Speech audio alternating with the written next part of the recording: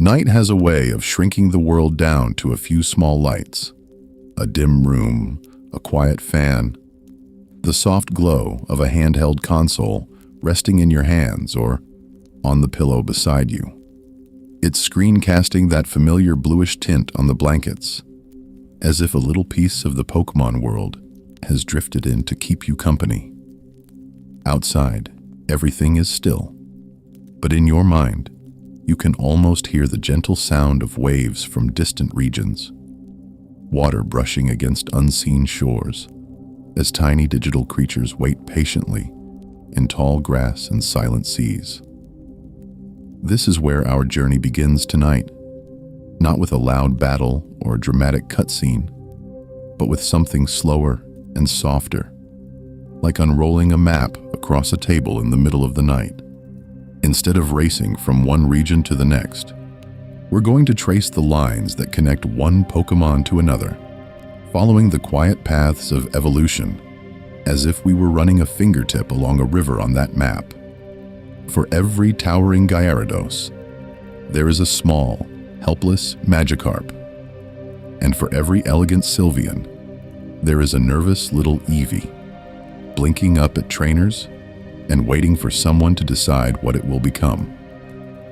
Most of the time, people talk about evolution as if it's only about power, about getting to the final form as quickly as possible, about turning something weak into something that can finally win a battle. You hear about pseudo-legendaries, about terrifying dragons and mythical creatures that reshape the field the moment they appear.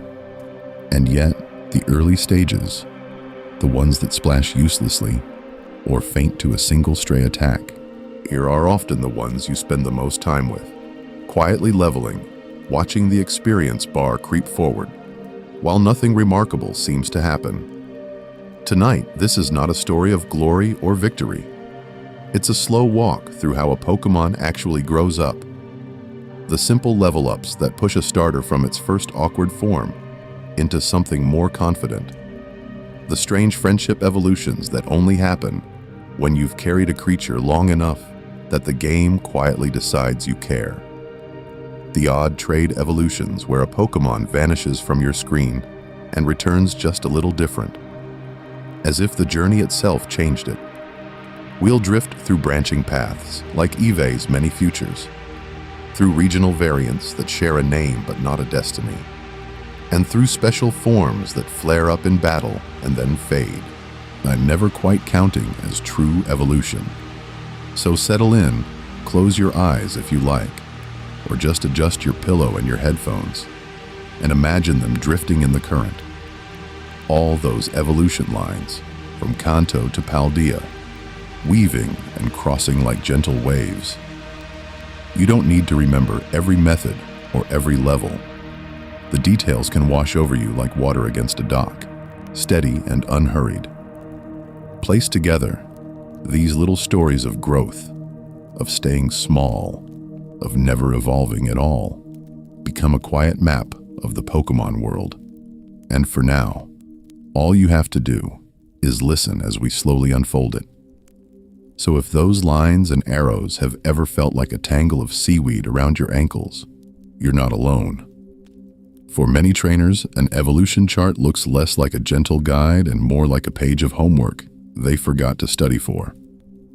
Tiny symbols are branching paths, question marks over items and times of day, all stacked together until even a simple creature like Magikarp seems wrapped in rules instead of water.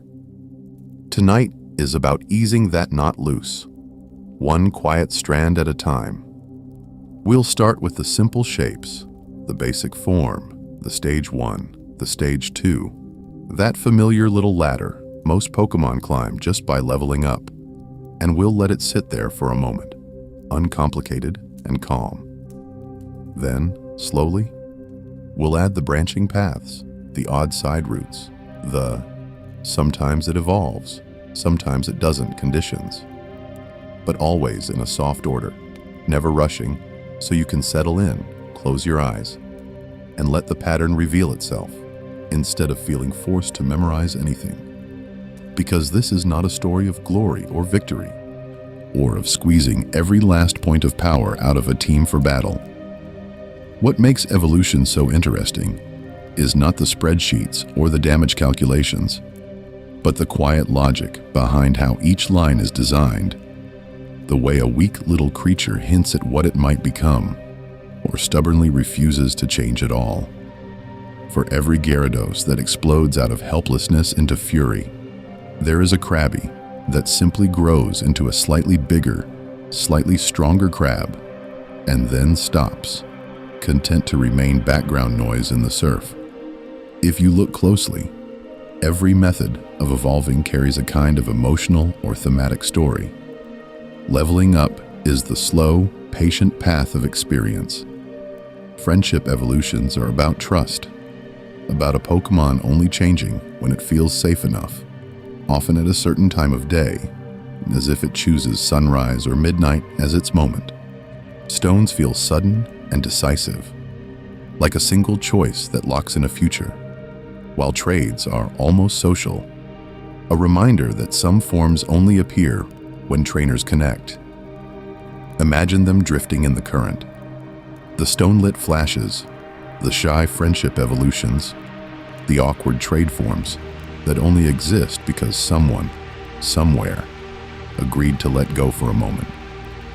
We'll even touch gently on the stranger shapes at the edges, regional variants that share a name but not a destiny, mega evolutions and Gigantamax forms that swell with temporary power, impressive in battle but not truly new stages of life, more like dreams a Pokémon wakes from when the fight is over.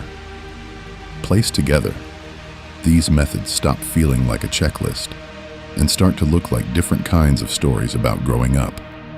And yet, the pace will stay slow, the water imagery soft and steady, so you can drift in and out without ever feeling lost. When you return, the current will still be moving in the same direction, because after this calm promise comes something a little more specific, a little more personal.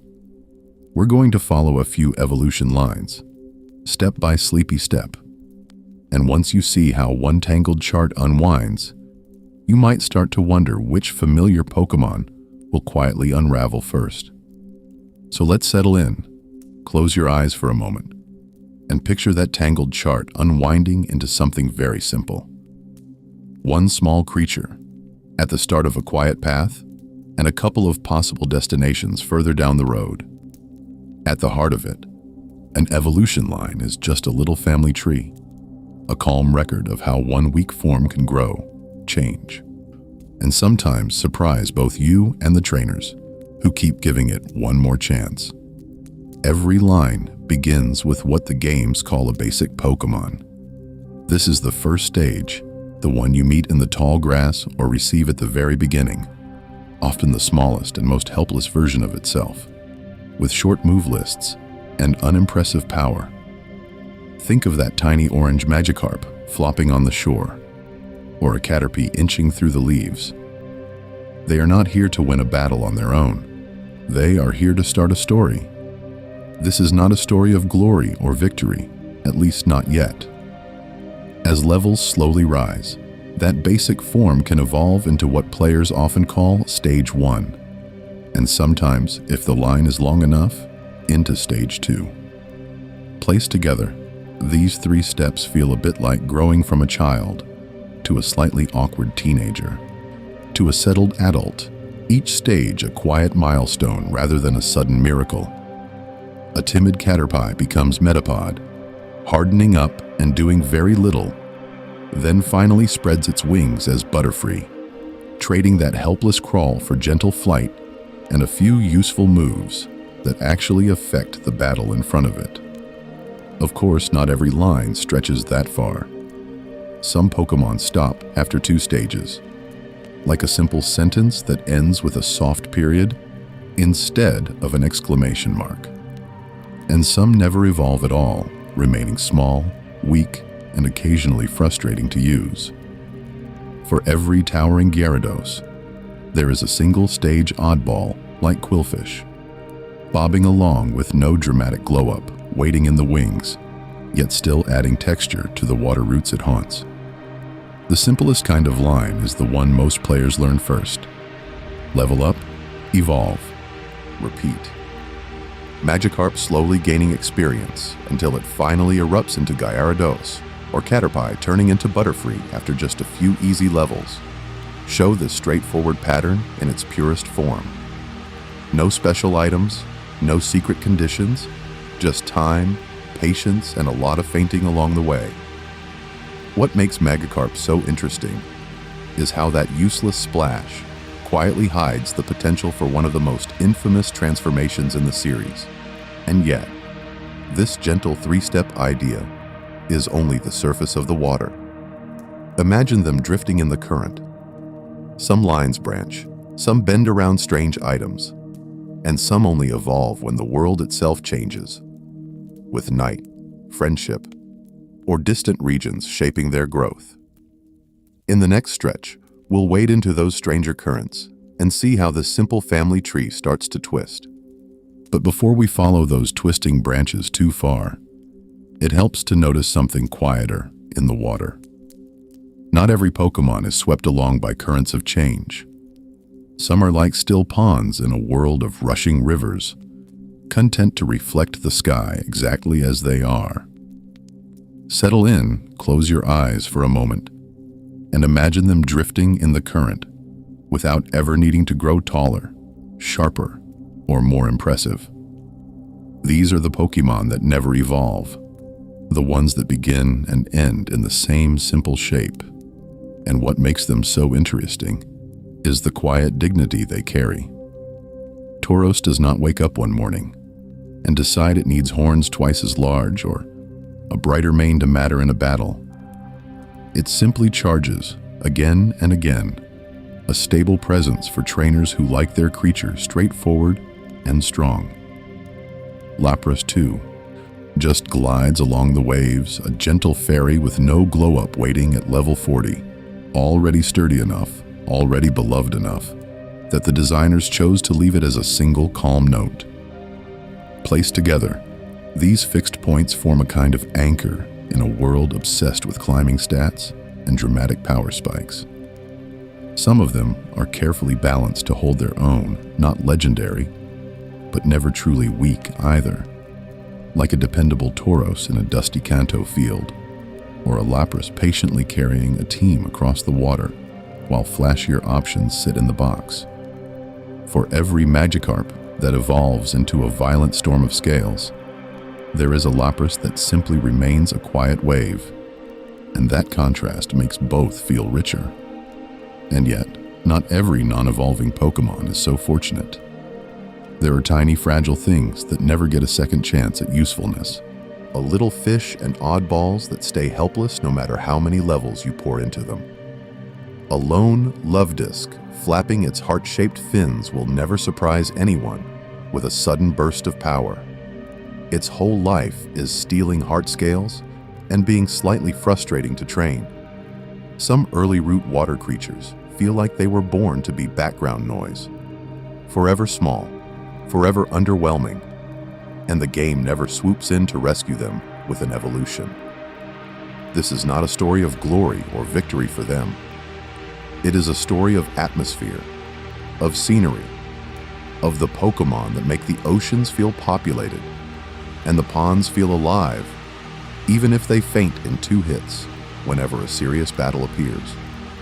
When one friend on your team grows, evolves, and suddenly transforms into something fierce, the one that never changes becomes a quiet mirror, a reminder of where you started and how far the others have gone. Understanding who does not evolve makes every line that does feel a little more dramatic, a little more like a choice instead of a rule. For every still pond, there is a rushing river, and we are about to follow those rivers again. In the next stretch, we'll return to the strange methods and branching paths, and see just how many different ways change can finally arrive. Those rivers of change often look complicated from a distance, but the calmest current of all is also the one trainers meet first. Before strange items, secret locations, or obscure rules, there is the simplest story a Pokémon can follow. It walks beside you. It battles a little. Time passes, and very quietly, it grows. Level-based evolution is the most peaceful kind of transformation, the background hum of progress that happens almost without effort. Each fainted opponent leaves behind experience points, those invisible crumbs of learning that gather slowly, then steadily, until a weak little creature crosses an unseen line. A number ticks upward, a level is reached, and suddenly the light flares across the screen, as if to remind you that even the most uneventful journey has been adding up to something. For every strange friendship, evolution, or obscure trade requirement, there is a Pidgey that simply needs patience. Pidgey does not ask for rare stones or special weather. It just wants to see a few roots, flap through a few early battles, and one day it becomes Pidgeotto. A little sharper, a little stronger, still familiar. Keep walking, keep collecting those quiet points of experience, and eventually, Pidgeotto stretches into Pidgeot, a full, majestic shape that grew out of repetition rather than drama. The same soft rhythm holds for Ralts drifting along at low levels, almost helpless, barely able to stand in a battle without support. It learns, it faints, it learns again, and at level 20 it becomes Kirlia, slightly less fragile, slightly less frustrating. Later, at level 30, it evolves into Gardevoir, a graceful guardian that seems so far removed from that first trembling form that you almost forget how ordinary the path really was. What makes Gardevoir so interesting is that underneath the elegance and power, it is still just the result of experience points, quietly stacking over time. Of course, not every level threshold feels kind. Some are generous, letting a Pokémon evolve early enough to matter, while others stretch on like a long, sleepy hallway, especially for those late evolving pseudo-legendaries that cling to weakness far longer than feels polite. Imagine them drifting in the current of battle after battle, stubbornly refusing to change until the mid-40s or even the 50s, as if they enjoy watching trainers wait. And yet, this is not a story of glory or victory. It is a story of numbers slowly rolling upward, of basic arithmetic turning into new shapes and new moves. Leveling is simple, but it is not the whole picture. Many lines quietly bolt extra locks onto that door. A certain move learned, a certain time of day, a certain bond reached before the level even counts. Placed together, these rules turn a straight river into a branching delta, and in the next sections, we'll wade into those stranger currents, where levels are only the beginning. So from that branching delta of rules, it helps to settle in, close your eyes, and look at something much simpler on the surface. Just the timing of when a weak little creature finally decides to change. Some Pokémon seem almost impatient, rushing through their early lives, while others linger stubbornly in their most helpless form, as if they are in no hurry at all to be useful in a battle.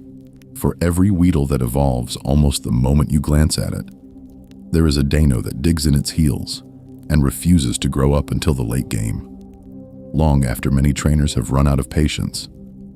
Weedle, Zubat, and their early evolving cousins are like mayflies of the Pokémon world, blinking quickly from basic to middle to final forms in just a handful of levels.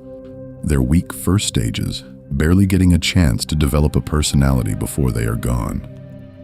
What makes this so interesting is how forgettable those early evolutions can feel.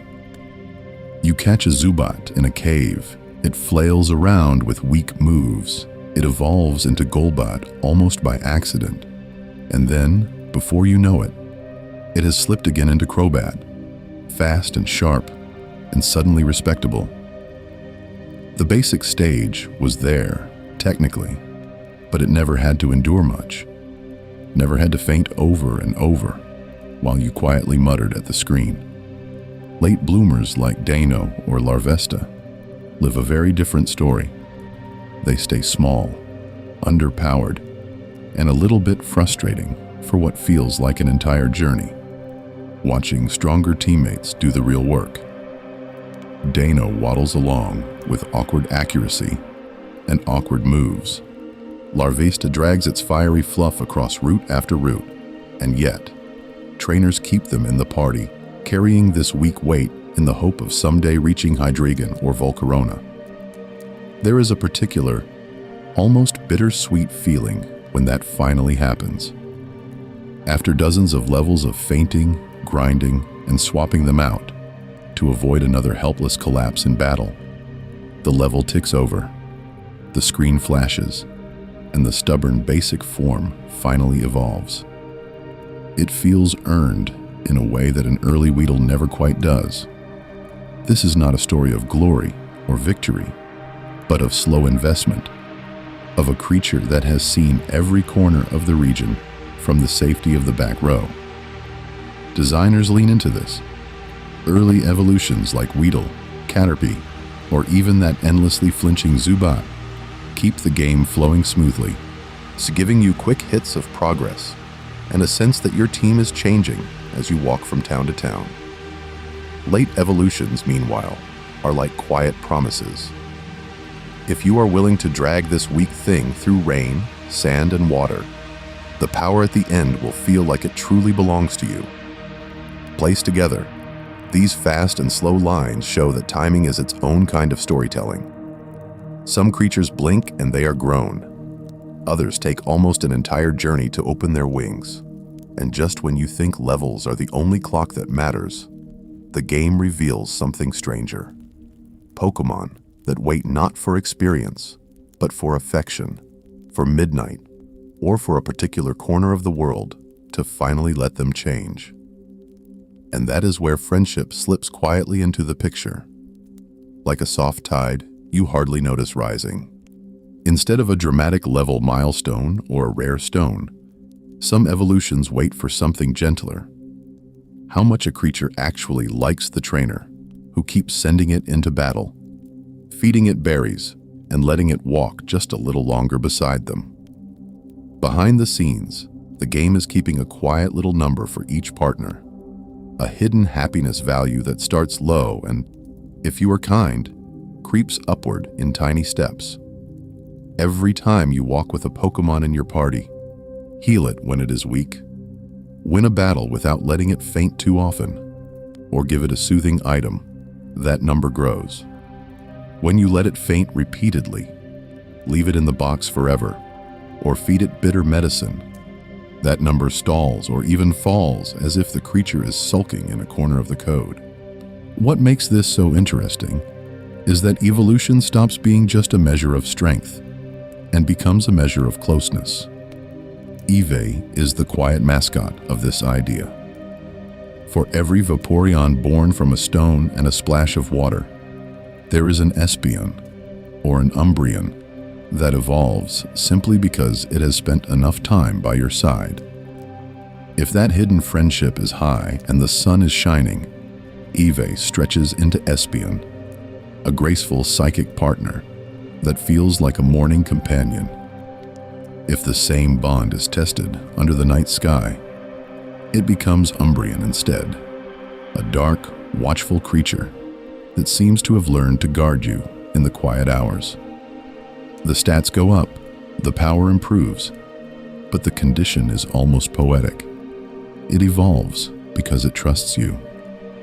Golbat tells the story in a slightly more awkward way.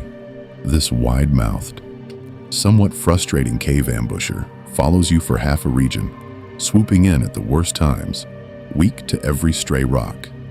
And yet, if you actually keep one, walk with it, and let that hidden value climb, it suddenly blossoms into Crobat, a sleek, fast partner that feels like a reward for patience with a creature most trainers run from.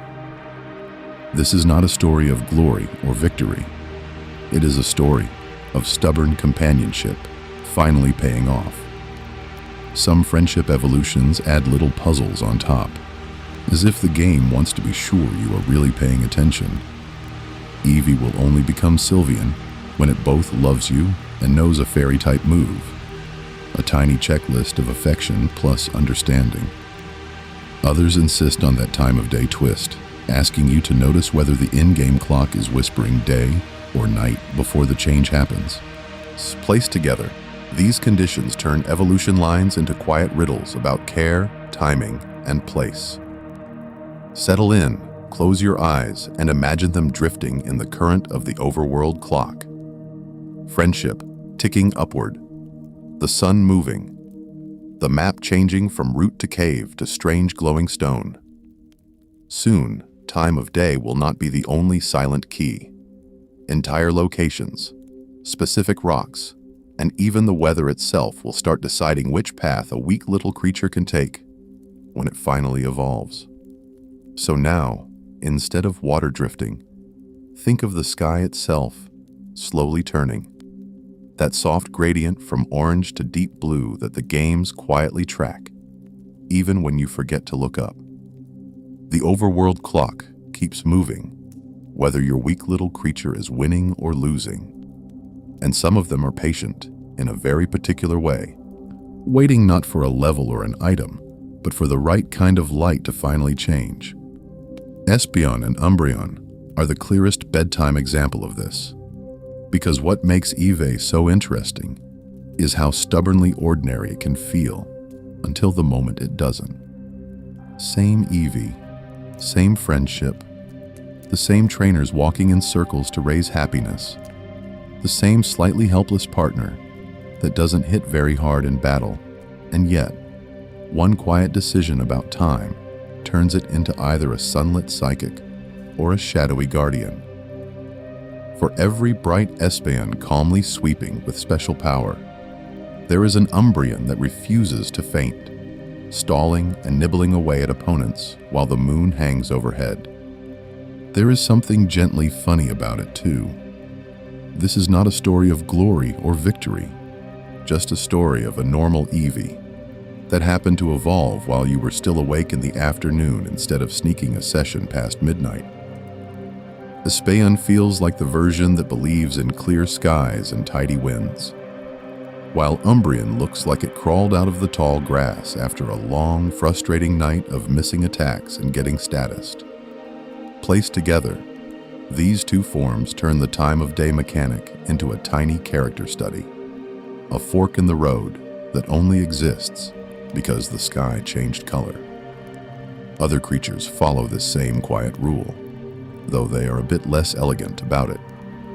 Sneasel, for example, spends most of its life being fast, fragile, and slightly annoying, darting in and out of battles without ever feeling truly strong.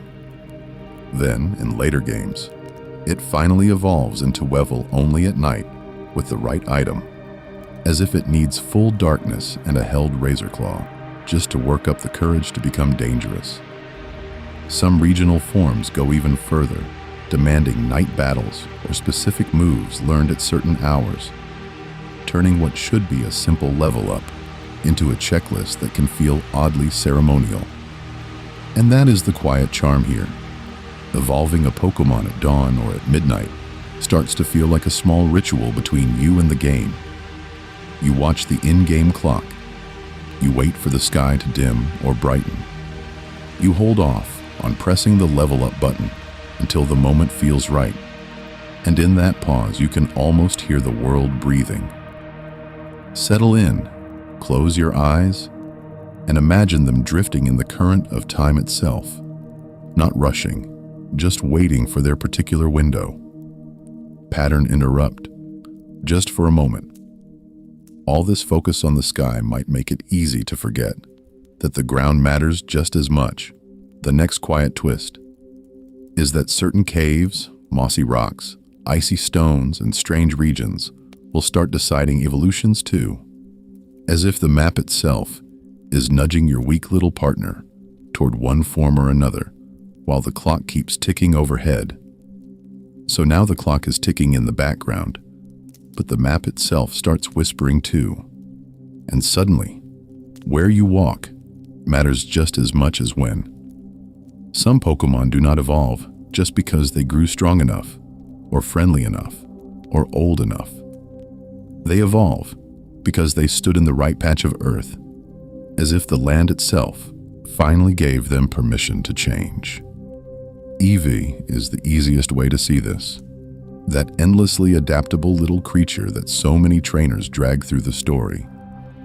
For every Vaporeon born from a simple water stone, there is a Leafeon that insists on moss and shade, a quiet forest corner where a moss rock hums softly, and an Eevee that levels up there finally lets leaves sprout from its fur.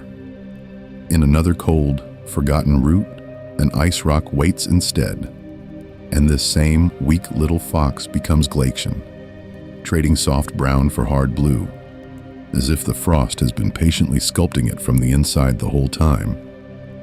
What makes this so interesting is how gentle the requirement actually feels in play. You are not asked to win a fierce battle or pull off something dramatic. You are asked to walk, to take this helpless partner by the hand, in a sense, and go on a quiet pilgrimage to the right spot. As then nudge it over one more level. The animation plays, the light flares, and yet, all you really did was stand in the correct clearing, or the correct cave, and wait. Magneton and Nosepass show a different flavor of this, where invisible forces in the region decide their fate. In the old days, they only evolved in areas with strong magnetic fields, strange power plants, or charged mountain paths, where compasses would probably spin in circles. There, Magneton twists into Magnezone, gaining that odd flying saucer shape and a little more power, while Nosepass stretches into Probopass, trading its already frustrating nose for an even more unfortunate mustache of iron filings. These are not glorious transformations. This is not a story of glory or victory, just awkward little upgrades granted by standing in the world's weirder corners. Placed together, these location-based evolutions turn the map into more than just a backdrop. Certain forests become responsible for leaf-covered evolution lines. Certain icy caves become the birthplace of cold, brittle forms. And certain mountains quietly decide which steel and rock Pokémon ever reach their final stage. Imagine them drifting in the current of the overworld, not just as encounters, but as residents whose very bodies remember where they grew up. And of course, if the land and the clock can decide how a line evolves, it raises a gentle question. What happens when you start bringing objects into the mix? Because beyond places and times, there are stones, held items, and strange little trinkets that act like keys, unlocking entirely different branches of evolution that a weak, uncertain creature could never reach on its own. Those will quietly turn over in our hands next. So now we move from clocks and locations to something you can actually hold. Something small enough to sit quietly in the palm of your hand. Evolution stones don't shout, they don't sparkle with drama. They just glow softly, like a nightlight for a nervous little creature that isn't quite sure what it wants to be yet. One calm click, one decision from a trainer who might be half asleep themselves, and everything changes. These stones are simple in concept, but sharp in effect, turning a drifting life into a clear line. A water stone, a fire stone, a thunder stone, a leaf stone, a moon stone. Each one is like a key cut for just a few locks, unlocking very specific forms that would never appear on their own, no matter how long a weak Pokémon splashes around in battle. Later generations add their own quiet variations, like the Shiny Stone, Dusk Stone, and Dawn Stone. Each one a different shade of possibility, but they all share the same idea. You decide the moment, and the evolution obeys. What makes Eevee so interesting is how gently it introduces this branching. Settle in, close your eyes, and picture that small, uncertain fox, a bundle of fluff, and potential that doesn't know whether it wants water, fire, or thunder. With a water stone, it slides into Vaporeon, suddenly sleek and aquatic, perfect for blending into the background of a lake, where stronger predators do the real work. A Thunderstone turns it into Jolteon, all spikes and speed, but still paper thin enough to feel a little helpless when the wrong attack lands. A Firestone gives you Flareon, who looks like it should be terrifying, and yet somehow spends generations being quietly frustrating in competitive play. For every dramatic level-up evolution, there is this softer, more deliberate version, where the trainer's hand replaces experience points. And yet, that control comes with a cost. Stone evolutions often lock a Pokémon out of future moves, freezing their growth in exchange for a sudden jump in power. Evolve that poor Eevee too early, and it might miss key coverage moves, turning what could have been a versatile partner into something that hits hard once and then runs out of useful tricks. It's like choosing to skip the awkward teenage years, only to realize later that a few of those awkward lessons would have been helpful in battle. Placed together, these stones feel like a quiet shelf of choices, each one promising a shortcut for a weak teammate that's struggling to keep up. Imagine them drifting in the current of your bag. The Moonstone, waiting for a shy Clefairy. The Leafstone, hoping some forgotten gloom gets noticed. The Duskstone, dreaming of turning a nervous Murkrow into something finally respected. This is not a story of glory or victory. It's about small, decisive moments where a trainer says, "You've had enough of being helpless, let's move you along." Even if that means sacrificing a move or two that could have made life easier later. Of course, stones are only the first layer of objects that meddle with evolution lines. Beyond them wait stranger tools, held items that must be clutched during a trade, shells and scales that split one path into two, and odd trinkets that only work under specific skies or in distant regions. Those will turn over next as the methods get more tangled and the weak. Overlooked Pokémon have to work a little harder for their final forms. Those tools become trickier when the game quietly asks a little more of you. Not just to use an item, but to hold on to it, to carry it into the moment of change like a secret talisman. Instead of a clean flash of a water stone or a simple level milestone, some Pokémon have to clutch a very specific object at the exact time they evolve, turning what could have been automatic growth into a small, deliberate puzzle. Onix is a good place to settle in, close your eyes, and feel how odd this can be. Here is a long, rocky serpent that already looks powerful, yet in many regions it stays strangely weak, its attack and damage never quite matching its towering frame. What makes Onix so interesting is that it only becomes Steelix, a hulking metal creature with real defensive power when traded while holding a metal coat, as if it needs to be shipped off, wearing heavy armor, before the game finally admits it can hit back properly in battle. Porygon takes that idea and makes it even more abstract.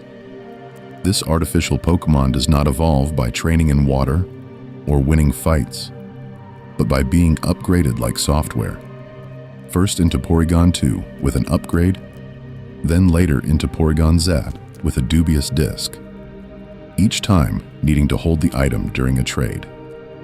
For every Magikarp that simply levels and transforms through effort, there is a Porygon that evolves because some unseen technician changed its file format. A helpless digital creature whose big moment is a menu interaction rather than a dramatic clash. Then there are the stranger conditions, the ones that feel like the designers were quietly amusing themselves. Some lines demand a specific move be known at the time of leveling, so a forgettable attack suddenly becomes essential. Others insist on a particular gender, leaving an entire half of the species permanently stuck in their weaker stage. And then there is Milcery, a tiny dollop of cream that asks trainers to spin their character in circles, while it holds a sweet, turning evolution into a little dance. It is hard not to smile at a Pokémon that literally gets stronger because you twirled on the spot. Placed together, these requirements make certain evolution lines feel less like inevitable progress and more like secrets waiting to be discovered. Half-hidden rules that reward patient players and quietly punish those rushing through. Imagine them drifting in the current of your memory. The onyx that never held its metal coat. The Porygon left unupgraded in a storage box. The Milcery that never got its spin. This is not a story of glory or victory. It is a story of missed chances and almost forgotten tricks. And yet, the most mysterious method has been held back so far. The act of trading a Pokémon away entirely, trusting that, somewhere out of sight, it will come back changed. That is where we're headed next, into the odd, unsettling space where evolution means letting go. Trading is such a simple mechanic on the surface, and yet, it carries a strange little knot of tension in the stomach. You line up the trade, you watch the screen fade, and for a few seconds your beloved creature is gone, drifting into someone else's game, someone else's hands, while you just wait and trust that it will come back. Settle in, close your eyes, and remember that tiny pause, that helpless moment where you can't reach through the link cable or the wireless signal to pull it back if you change your mind. What makes trade evolution so interesting is how ordinary it looks in the menu, and how mysterious it feels in the story of that Pokémon's life. Kadabra traded away, and returning as Alakazam feels like a magic trick performed offstage. The spoon-bending magician slipping behind the curtain and stepping out suddenly stronger, faster, sharper in battle. Machoke leaves as a sturdy, slightly awkward fighter and comes back as Machamp, all extra arms and exaggerated power, like the game quietly decided your training alone wasn't enough and called in outside help. Haunter, already a mischievous ghost, vanishes into the link and returns as Gengar, a shadow that has learned how to loom properly. For every simple level-up evolution, there is this stranger cousin, where the requirement is not strength or time, but letting go. It is a little unsettling, especially when that Pokémon is one you've had since it was weak and clumsy. A partner that has fainted with you, sat in the PC box with you, and watched more impressive water types glide past on the team screen. You press trade, and the game calmly asks you to trust. This is not a story of glory or victory. It is a story of handing something over and hoping it comes back better. Then the games add an extra layer of specificity, as if the act itself wasn't fussy enough. Now the creature has to hold something too. Slowpoke with a King's Rock is the perfect example. This dozy, almost helpless water Pokémon must be traded while gripping a strange crown, and only then does it evolve into Slowking, a monarch who somehow looks thoughtful and slightly bewildered at the same time. Placed together, these conditions start to feel like a ritual. The right item, the right partner, the right moment, where two trainers agree to send their companions through the wire. That is the quiet genius hidden in these evolutions. By tying power to trading, the games are gently nudging trainers toward each other, saying that some forms of strength simply cannot be reached alone. To see Alakazam or Slowking or Gengar on your team, you must have, or once have had, someone on the other end, someone willing to send your partner back. Imagine them drifting in the current between systems, a little digital handshake made visible in the form of an evolution line. And just when you think you understand it, trade this, level that, give it a stone or a crown. Some lines don't just split by method, They branch into entirely different forms, even when you start from the same basic Pokémon. Those strange forks in the river are where things get truly confusing and quietly fascinating. And that is where we're heading next. Those strange forks in the river are where evolution stops feeling like a straight line and starts to feel like a gentle choose-your-own-adventure, where one small, weak creature can quietly carry several different futures inside it at once. This is not a story of glory or victory, but of options, of paths taken and paths left behind, all branching out from the same starting point. The clearest way to see it is with the little fox that somehow became more complicated than most legendary dragons. Eevee begins as this soft, slightly helpless bundle of fur, not especially strong in battle, not especially impressive in any one stat, just open. What makes Eevee so interesting is that it doesn't evolve in one simple way. Instead, it listens to items, to weather, to time, to how much its trainers care. A water stone pulls it toward Vaporeon, dissolving that fluffy outline into a smooth, aquatic shape that feels right at home among the other water Pokémon, even if it started as a normal-type land creature. But the river doesn't stop there. A thunderstone jolts it sideways into Jolteon, all spines and static, while a firestone nudges it toward Flareon, who looks powerful, but has spent generations being quietly frustrating to use. Later games add new branches. High Friendship at Night gives Umbreon, cool and defensive. High Friendship in the Day gives Espeon, fragile but bright. Affection plus a fairy-type move gives Sylveon, ribbons and all.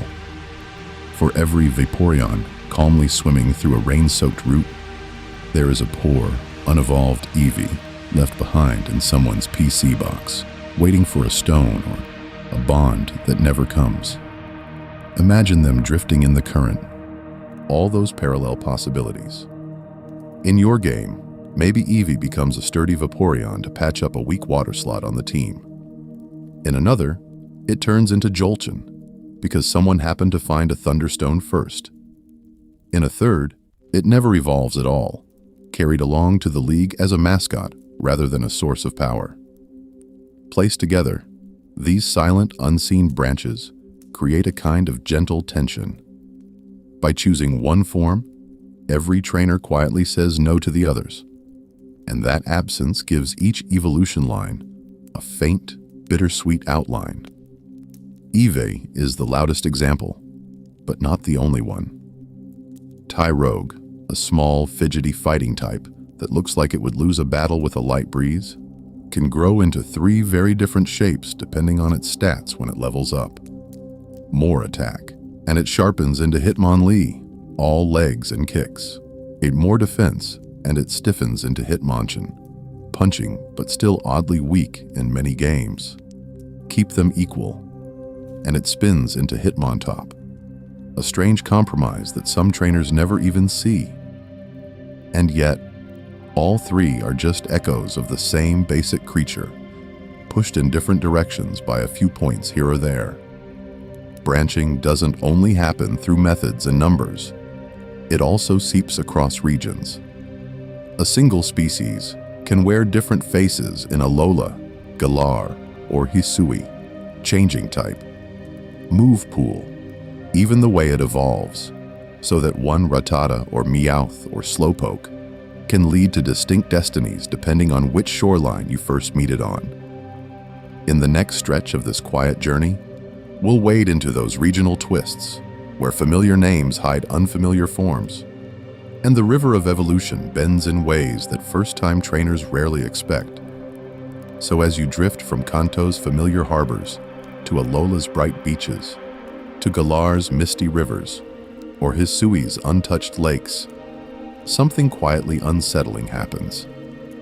The shapes you think you know start coming back wrong. A Rattata with dark fur and sneaky whiskers, a Meowth that looks like it lost a grooming battle, a slowpoke with a different tail and a different story, all reminding you that this is not a story of glory or victory, but of how the same little creature can live a different life just by washing up on a different shore. Regional forms are the game's gentle way of saying, what if this Pokémon had grown up somewhere else? The name on the screen stays the same. The Pokédex number politely refuses to change, and yet the typing, the move pool, even the way it evolves can be quietly rewritten. For every straightforward Kanto form, there is a regional cousin with a strange twist placed together. These pairs feel less like separate species and more like alternate timelines, each one a soft answer to the same question. What would you become in a different climate, under different stars? Alolan Vulpix is one of the calmest examples. In Kanto, Vulpix is a warm little firefox that evolves with a firestone into Ninetales, all heat and flickering embers. In Alola, the same name and number hide a pale, ice-type Vulpix, like frost given a tail, that evolves with an ice stone into an elegant, icy Ninetales instead. The line is familiar, and yet the elements have shifted. What once melted ice now becomes the snow itself, quietly changing its role in battle from burning things down to freezing them out. Then there is Galarian Meowth, who looks like Meowth after a very long, very stressful week. Still Meowth by name, still sharing that original identity, but now a steel type with a scruffy beard and a new destination. Instead of becoming the sleek, slightly smug Persian that trainers know from Kanto, this version evolves into Berserker, a hunched little Viking cat that seems more interested in headbutting boats than winning elegant battles. It is the same weak coin-chasing mascot at heart, but in Galar, it grows up into something rougher, stranger, and a bit more stubborn. Imagine them drifting in the current. One Meowth, polishing coins in a city alley, another clanking around in armor on a foggy hillside. Both technically the same Pokémon, both walking down different evolutionary paths, because the region itself nudged them in new directions. What makes X so interesting is how these forms feel like alternate lives, not upgrades, just different answers to the same helpless starting point. Sometimes fixing a frustrating move pool, sometimes simply changing flavor. And just as regions can reshape a life, battles can briefly reshape a form. Mega evolutions and Gigantamax forms swell and flare like temporary dreams of power, towering versions of familiar partners that look like new stages, but fade when the fight ends. In the next quiet stretch, we'll separate those fleeting battle forms from true evolution and see why some lines only pretend to grow up for a little while.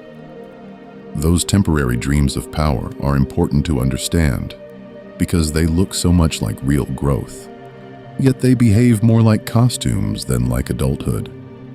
Mega Evolution, Z moves, Dynamax, Gigantamax, and Terastallization all sit gently on top of a line, like a borrowed mask worn just for a single performance in battle, then set aside when the lights go down and the field goes quiet again. What makes this so interesting is how dramatic those masks can be. Mega Charizard doesn't just add a little flame to its tail, it explodes into sharper wings, harsher claws, and in one version, a sleek black body that makes the original look almost tame. And yet, when the fight ends, it is still the same Charizard on the team screen, with the same place in its evolution line. No new stage appears in the Pokédex. No extra awkward middle child is squeezed between Charmeleon and Charizard. The game quietly reminds trainers that this is a state, not a step. The same is true for the giant, glowing tricks from Galar. A Gigantamax Snorlax might look like it has finally evolved into some enormous forested island, with trees growing from its stomach and a whole landscape balanced on its sleeping bulk. But underneath that spectacle, It is still just Snorlax, the same sleepy creature that once started as a small, hungry Munchlax. Dynamax and Gigantamax make weak things look strong, and strong things look almost absurd, turning familiar partners into towering shapes of light. And yet, when the red glow fades, they shrink back down, as if the whole thing was a strange daydream in the middle of a long nap. Z-moves and terastallization are even subtler, more like special spotlights than new bodies. A helpless little water type can suddenly unleash one enormous overdramatic attack, or a quiet support Pokémon can crystallize into a gleaming jewel of a different type, gaining power it never seemed to have before. But once the animation ends, the line is unchanged. The creature still evolves, or fails to evolve, in exactly the same way it always did. For every megastone and sparkling crystal, there is a simple level up, or friendship check, quietly deciding a more permanent future. Placed together, these temporary forms keep the real evolution charts strangely grounded. They let battles swell and flare with borrowed strength, while the actual lines stay simple, almost humble, like a skeleton of truth beneath layers of shifting costumes. This is not a story of glory or victory, but of structure and limits, of a world where even the flashiest tricks cannot rewrite who really grows up and who stays small.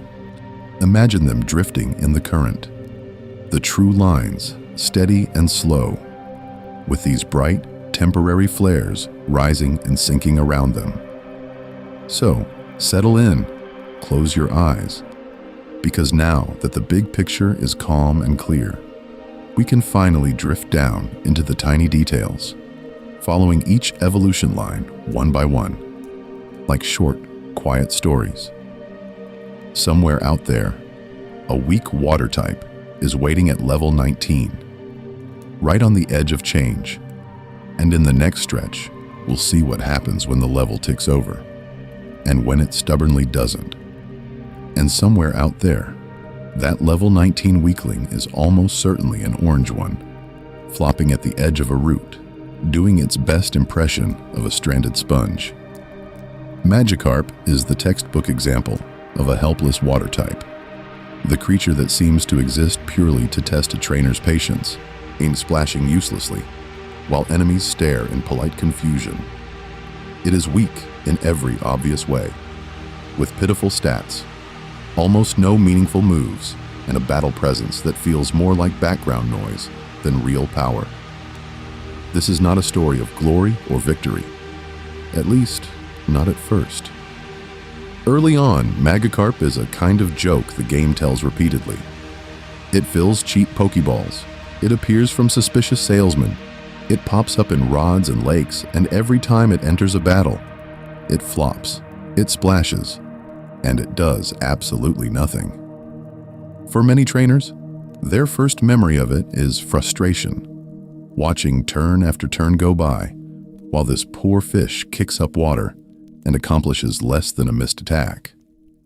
And yet, what makes Magikarp so interesting is how simple its secret really is. There is no rare stone, no late-night friendship check, no strange held item or trade requirement.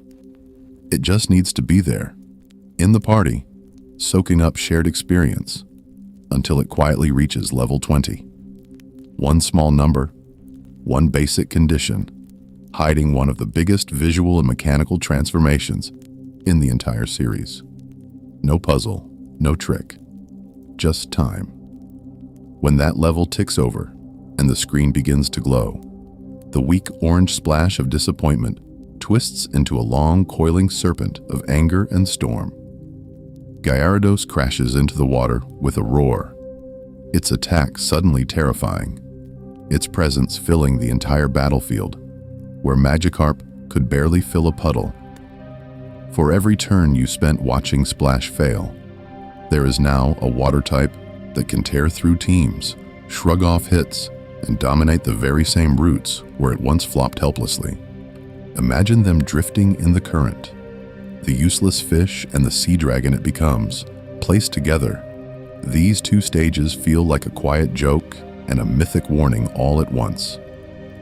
The emotional shift is strange and gentle. The player doesn't do anything special. They simply keep this weak creature around long enough, and the game rewards that small act of patience with shock, satisfaction, and a story they remember years later. A magikarp that finally evolves feels less like a tactical upgrade and more like a tiny redemption arc. In that way, Magikarp is the calm explanation of level-based evolution in its purest form. Keep feeding experience into something that looks worthless, and eventually, it reveals what it was always meant to be. Settle in, close your eyes, and you can almost feel that lesson echoing through the rest of the Pokédex. Because while this line is famous and loud in its transformation, many other water types evolve in much quieter, stranger ways, through odd items, awkward conditions, and confusing branches that don't always feel worth the effort. And those are the stories we'll drift into next. One of the quietest and strangest sits right on Kanto's shores, staring blankly at the water as if it forgot why it came here in the first place. Slowpoke is a weak creature in almost every obvious way. Slow to move, slow to think, slow to react when a battle actually starts. Like its mind is permanently a few steps behind its own tail. What makes Slowpoke so interesting is that beneath that vacant stare, its evolution line hides a surprising kind of complexity. For a lot of water-type Pokémon, the path is simple. Level up, maybe use a stone, and eventually the numbers get bigger and the moves hit harder. Slowpoke, instead, just stands there at the edge of the river, tail dipped in, and waits. It doesn't chase power. It barely seems to notice it exists. And yet, when it finally evolves into Slowbro, the game quietly tells a much stranger story. In the lore, a shelder bites onto Slowpoke's tail, and that bite somehow jolts this helpless creature into a new form. Armor-like shell clamped tight, mind supposedly sharpened by the sudden partnership. In practice, trainers just level it up, hitting a simple threshold. But the idea lingers. This is not a story of glory or victory, just a sleepy Pokémon that accidentally becomes tougher because something else decided to latch on. Placed together, these details turn Slowbro into an almost reluctant fighter. It's bulkier, stronger, more capable in battle, but still looks like it would rather go back to fishing with its tail, if only the shelter would let go. For every Gyarados roaring across the sky, there is a Slowbro blinking slowly on the shoreline, powerful enough now, but never quite looking like it meant to be. Then the pattern interrupts itself, because Slowpoke doesn't have to become Slowbro at all. If a trainer gives it a King's Rock, trades it away, and lets that odd item work its quiet magic during the journey, Slowpoke instead evolves into Slowking, a regal, contemplative figure with a shelter crown fused to its head. The same bite, the same basic creature, but now the shell is a throne, and the water-type weakling is suddenly framed as a thinker, a planner, or almost a scholar. Imagine them drifting in the current, one Slowpoke line ending in a dozy tank that shrugs through hits, the other in a calm monarch that supposedly gained wisdom from poison seeping into its brain. Two destinies, one mind that barely seemed present to begin with. It's gently funny and a little sad that this split evolution feels less like ambition and more like the universe deciding what kind of day Slowpoke is having. Slowbro and Slowking feel like different personalities emerging from the same sleepy base. One nudged toward brute endurance, the other toward quiet thought. Both still a little weak in spirit even when their stats improve. And they hint at how far the series will go with these branching paths. Not just items and trades, but time of day, friendship, moves known, and stranger conditions that turn a single simple water type into several very different futures. Futures we'll wade into next, one confusing evolution at a time. So, from that one simple water type, splitting into quiet alternatives, it feels natural to drift toward the little creature that turned branching paths into a household idea. Eeevee is not especially strong, not especially rare, just a small, soft fox-like Pokémon that looks more ready for a nap than for a battle. And yet it carries more possible futures inside it than almost anything else in the series.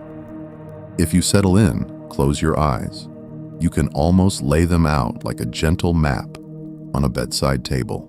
What makes Eeevee so interesting is how clearly it shows the rules changing over time. At first, its world was simple, almost old-fashioned. 3 stones, 3 forms, in 3 very straightforward ways to gain power. Touch a water stone, and the shy little normal type dissolves into Vaporeon, a smooth blue swimmer with a mermaid tail and frill, suddenly at home in any pool or ocean. Use a thunderstone, and that same soft fur stands on end as Jolteon, a spiky, nervous spark of a creature that looks like it lives in a permanent static shock. Choose a firestone, and you get Flareon, fluffy and overheated, all warmth and attack stat, but still a little helpless when its move pool lets it down in an actual battle. For every clean, item-based change like those, there is a more delicate one that asks for patience instead of a rock in your bag. Later generations decided that Eevee could also evolve with feelings and with the quiet passing of time. Raise its friendship high and let it level up in the bright hours, and it becomes Espeon, a sleek psychic type that feels like morning light, focused, elegant, almost fragile. Do the same work, but keep it close through the long in-game night, and it turns into Umbreon, a dark, watchful guardian that soaks up hits and gives almost nothing away. This is not a story of glory or victory. It's a story of taking the same weak starting point and letting mood, care, and timing nudge it in different directions. Then the rules twist again. Leafeon and Glaceon arrived with location-based tricks, at first needing special mossy or icy rocks and distant roots, later accepting simple leaf and ice stones when the designers grew kinder to confused trainers. One path turns Eevee into a calm, leafy creature that looks like it fell asleep in a garden. The other wraps it in pale fur and frost, sharp and distant like a snowfield. Finally, Sylveon asks for friendship, plus a fairy-type move, as if the game wants you to prove you understand this new typing before it allows the ribbon-covered pastel result. Placed together, these forms feel less like a power chart and more like a quiet personality quiz. Do you want water, fire, or thunder? Or would you rather take night walks with Umbreon or wander flower paths with Leafeon? Imagine them drifting in the current of your choices. Each evolution a small answer to how you like to play, what colors you prefer, which kind of weakness you're willing to carry. And somewhere beyond Eevee's cozy tangle of options waits something even stranger. Creatures that don't just branch, but split across regions and timelines themselves. So let's stay with that image for a moment and let it soften even further. Instead of branching trees and tangled charts, imagine all those evolution lines as tiny lights drifting down a dark, quiet river. Each weak little creature glowing just enough to mark its place in the water, then sliding silently past as you watch from the bank. Some lights are bright and impatient, flickering like a magikarp that can't stop splashing, desperate to become something with real power, while others are slow and steady, like a sleepy slowpoke who might evolve tomorrow or the next day, or whenever it remembers that battle is even a thing. Settle in, close your eyes if you like, and just let them float by, one after another, without needing to grab onto any particular name or number. You can let your shoulders drop here. Let your jaw unclench. Let your hands rest wherever they fall, because this is not a story of glory or victory. It's a story of gentle systems and small changes, of creatures that quietly grow when the right conditions finally line up. If you feel yourself getting tired, you're allowed to let the details blur, to stop tracking which stone does what, or which level a disappointing fish finally decides to become useful.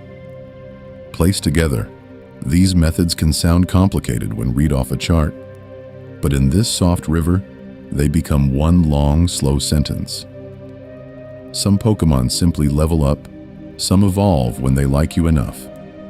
Some wait for night or day, some need a certain place.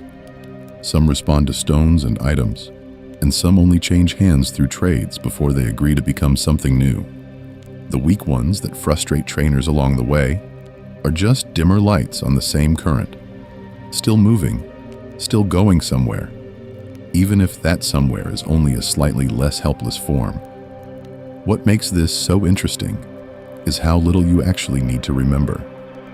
It is perfectly fine if you forget which cave turns a rock form into something stranger, or which held item finally convinces a dopey water type to grow an extra shell.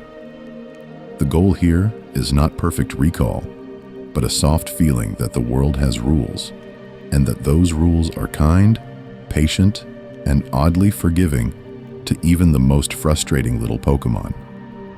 And yet, the river doesn't end with these familiar patterns.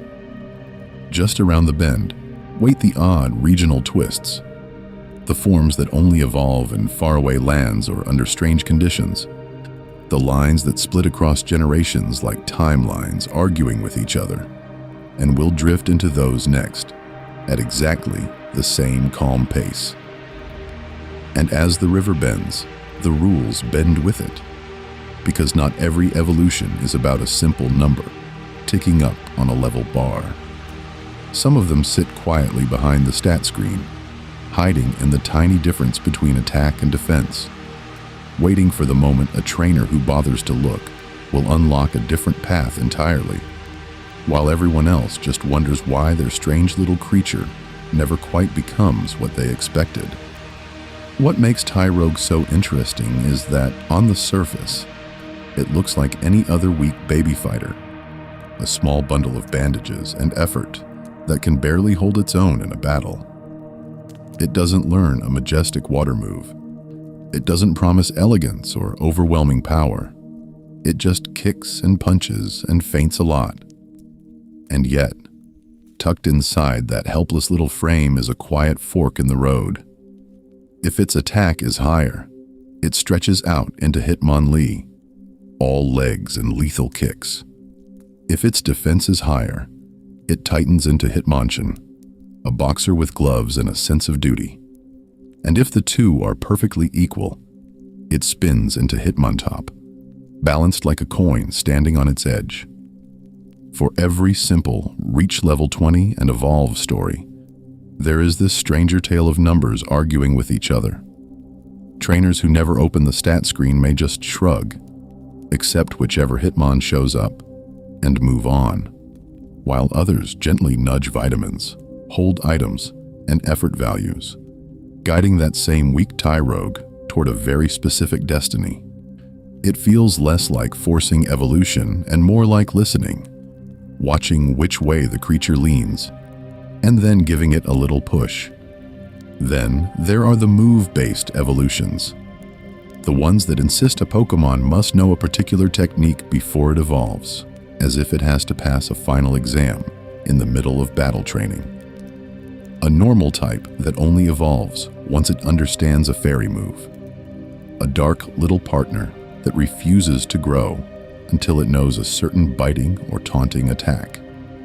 These are evolutions that care less about time and more about what has actually been learned. Sometimes it's charming, and sometimes it is quietly frustrating when you forget to keep that one move and watch the level counterclimb with no result at all. These conditions feel like soft tests of attention, gentle reminders that the game has more layers than the water's surface suggests. If you settle in, close your eyes for a moment, and picture the menus themselves as part of the world. You can almost see those stat bars and move lists as currents, pulling each Pokémon toward a hidden shoreline. Placed together, these stat-based and move-based tricks reward patience and curiosity instead of raw grinding, turning the weakest moments of a battle into little puzzles about who this creature might become. Pattern interrupt.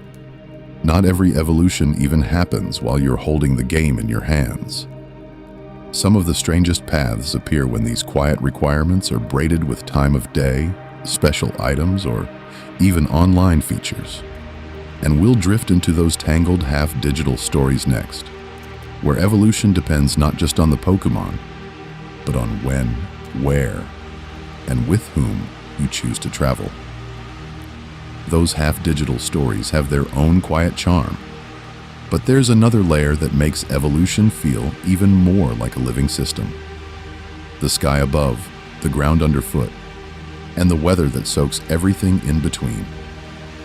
Settle in, close your eyes, and imagine the game world not as a static board, but as a place where rain, mist, and terrain quietly decide who grows up and who stays small and helpless forever.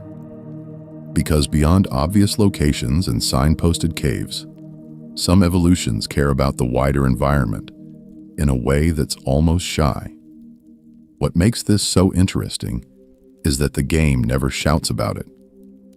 It simply lets certain creatures listen to the climate, while most trainers rush past, focused only on the next battle. For every simple, reach level 36 and you're done, there is a more delicate rule, where the right cloud, the right puddle, or the right patch of fog quietly flips the switch. Sliggoo is the clearest example, a gentle, drooping dragon that refuses to grow up unless the world itself feels wet enough. In Kalos, it only evolves into Gudra when it levels up in the rain. And not just any rain, but rain that's actually falling in the overworld, soaking the root and leaving that soft, reflective sheen on the path. In Hisui, the rules twist again. Now it's not just rain, but certain boggy areas and mists that matter. As if this slimy creature needs to feel truly at home in the damp before it finds the confidence to become something powerful. Placed together, these details turn evolution from a simple number check into something that feels like a natural phenomenon. A Gudra, born in a stormy marsh. A Leafeon, shaped by a mossy rock. A Glacian formed beside an icy stone deep in a frozen cavern. They all feel like products of their habitats, not just of experience points.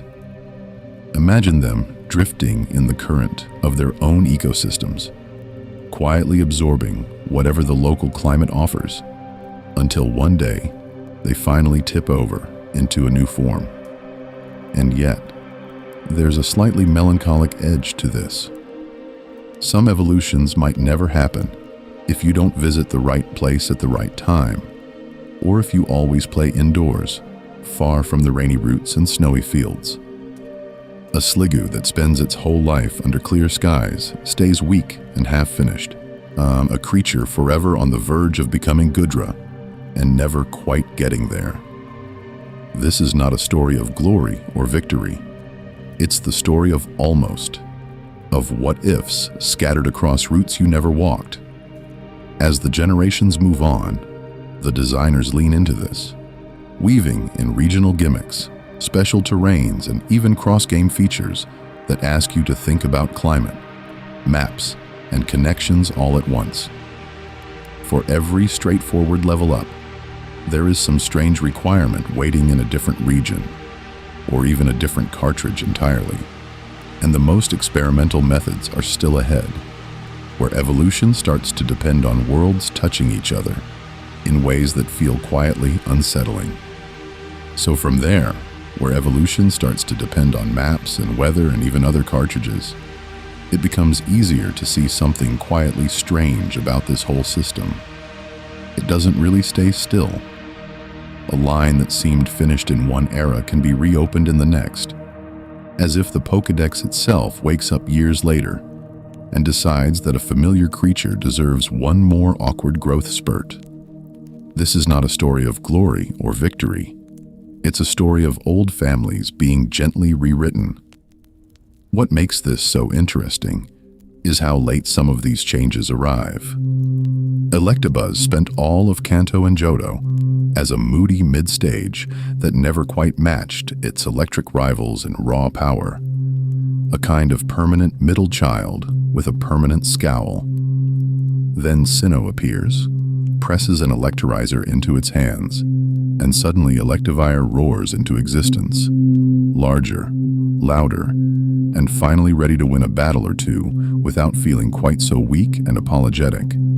Magmar gets the same treatment, shuffling through life as a duck-shaped furnace with an unfortunate head, until one day, a Magmarizer and a trade turn it into Magmortar, a living cannon whose design still feels like it's wondering whether this was really an improvement. Raiden, already strong but oddly incomplete, wakes up in Generation 4 to discover that if it holds a protector and is traded, it can become Rhyperior, a bulky orange tank that looks like it was built by a very enthusiastic construction crew. Placed together, these late evolutions show how older lines are not sacred. They are adjustable, extendable, sometimes a little overcorrected. And yet, it isn't just new final forms that reshape the past. Each generation adds new methods, little rules that retroactively deepen families you thought you understood. Trade evolutions start simple in Kanto, then begin to ask for held items, or specific moves, or special locations, turning a straightforward exchange into a small ritual. Regional variants arrive later, quietly splitting names like Slowpoke or Corsola into parallel lives, where the same basic creature evolves into something completely different depending on which shoreline you happen to stand on. Settle in, close your eyes, and imagine them drifting in the current. A Slowpoke that becomes a Slowbro just by leveling and waiting. Another that needs a King's Rock and a trade to turn into Slowking, and in a different region entirely. A Galarian form that leans into poison instead, as if the water itself has changed its mind. For every simple level up, there is a strange condition, and for every familiar face, there is a regional cousin waiting to pull the line in a new direction. Then, a small pattern interrupt.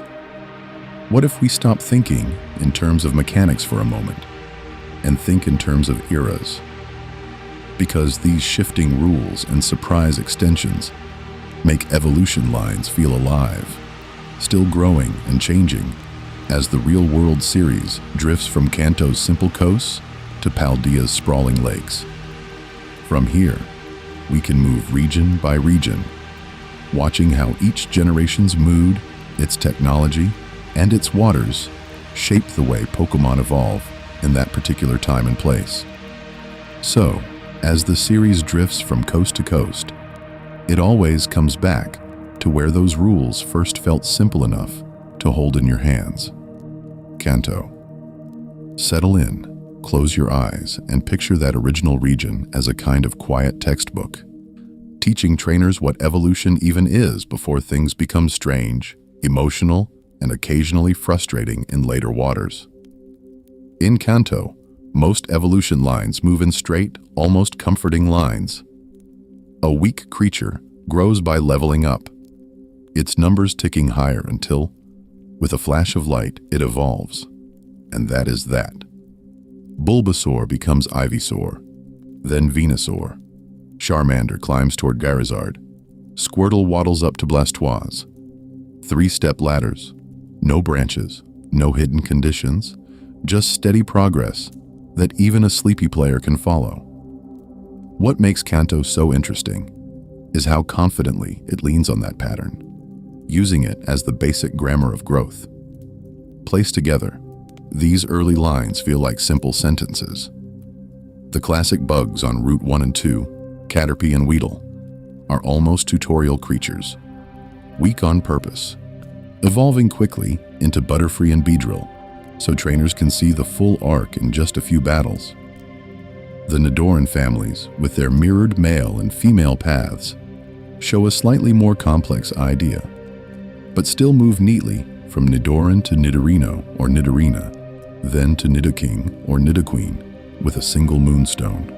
For every graceful Lapras or terrifying Gyarados, there are these straightforward neighbors, quietly demonstrating that most Pokémon just grow once or twice and then stop.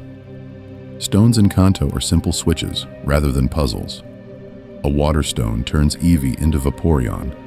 A Thunderstone sparks Jolteon. A Fire Stone brings out Flareon. You press the button, the creature glows, the result is fixed. Even other stone users, like Growlithe to Arcanine or Shelter to Cloyster, follow that same calm rule. Trade evolutions, too, begin as clean experiments. Kadabra, Machoke, Graveler, and Haunter all evolve the moment they are passed from one trainer to another, as if the act of connection itself quietly grants them power. And yet, even here, little hints of future complexity slip in. Eevee, especially, is a gentle warning that evolution won't always be a straight river. One small, helpless fox can flow into 3 very different waters depending on the item used. The lack of Tyrogue in Kanto, despite Hitmonlee and Hitmonchan standing side by side, feels like an unspoken prototype for branching baby forms that would appear later. This is not a story of glory or victory, but of systems learning how to stretch. Kanto, then, is the shallow end of the pool, where evolution is mostly level-ups and basic stones, with a few trade tricks to keep curious trainers awake.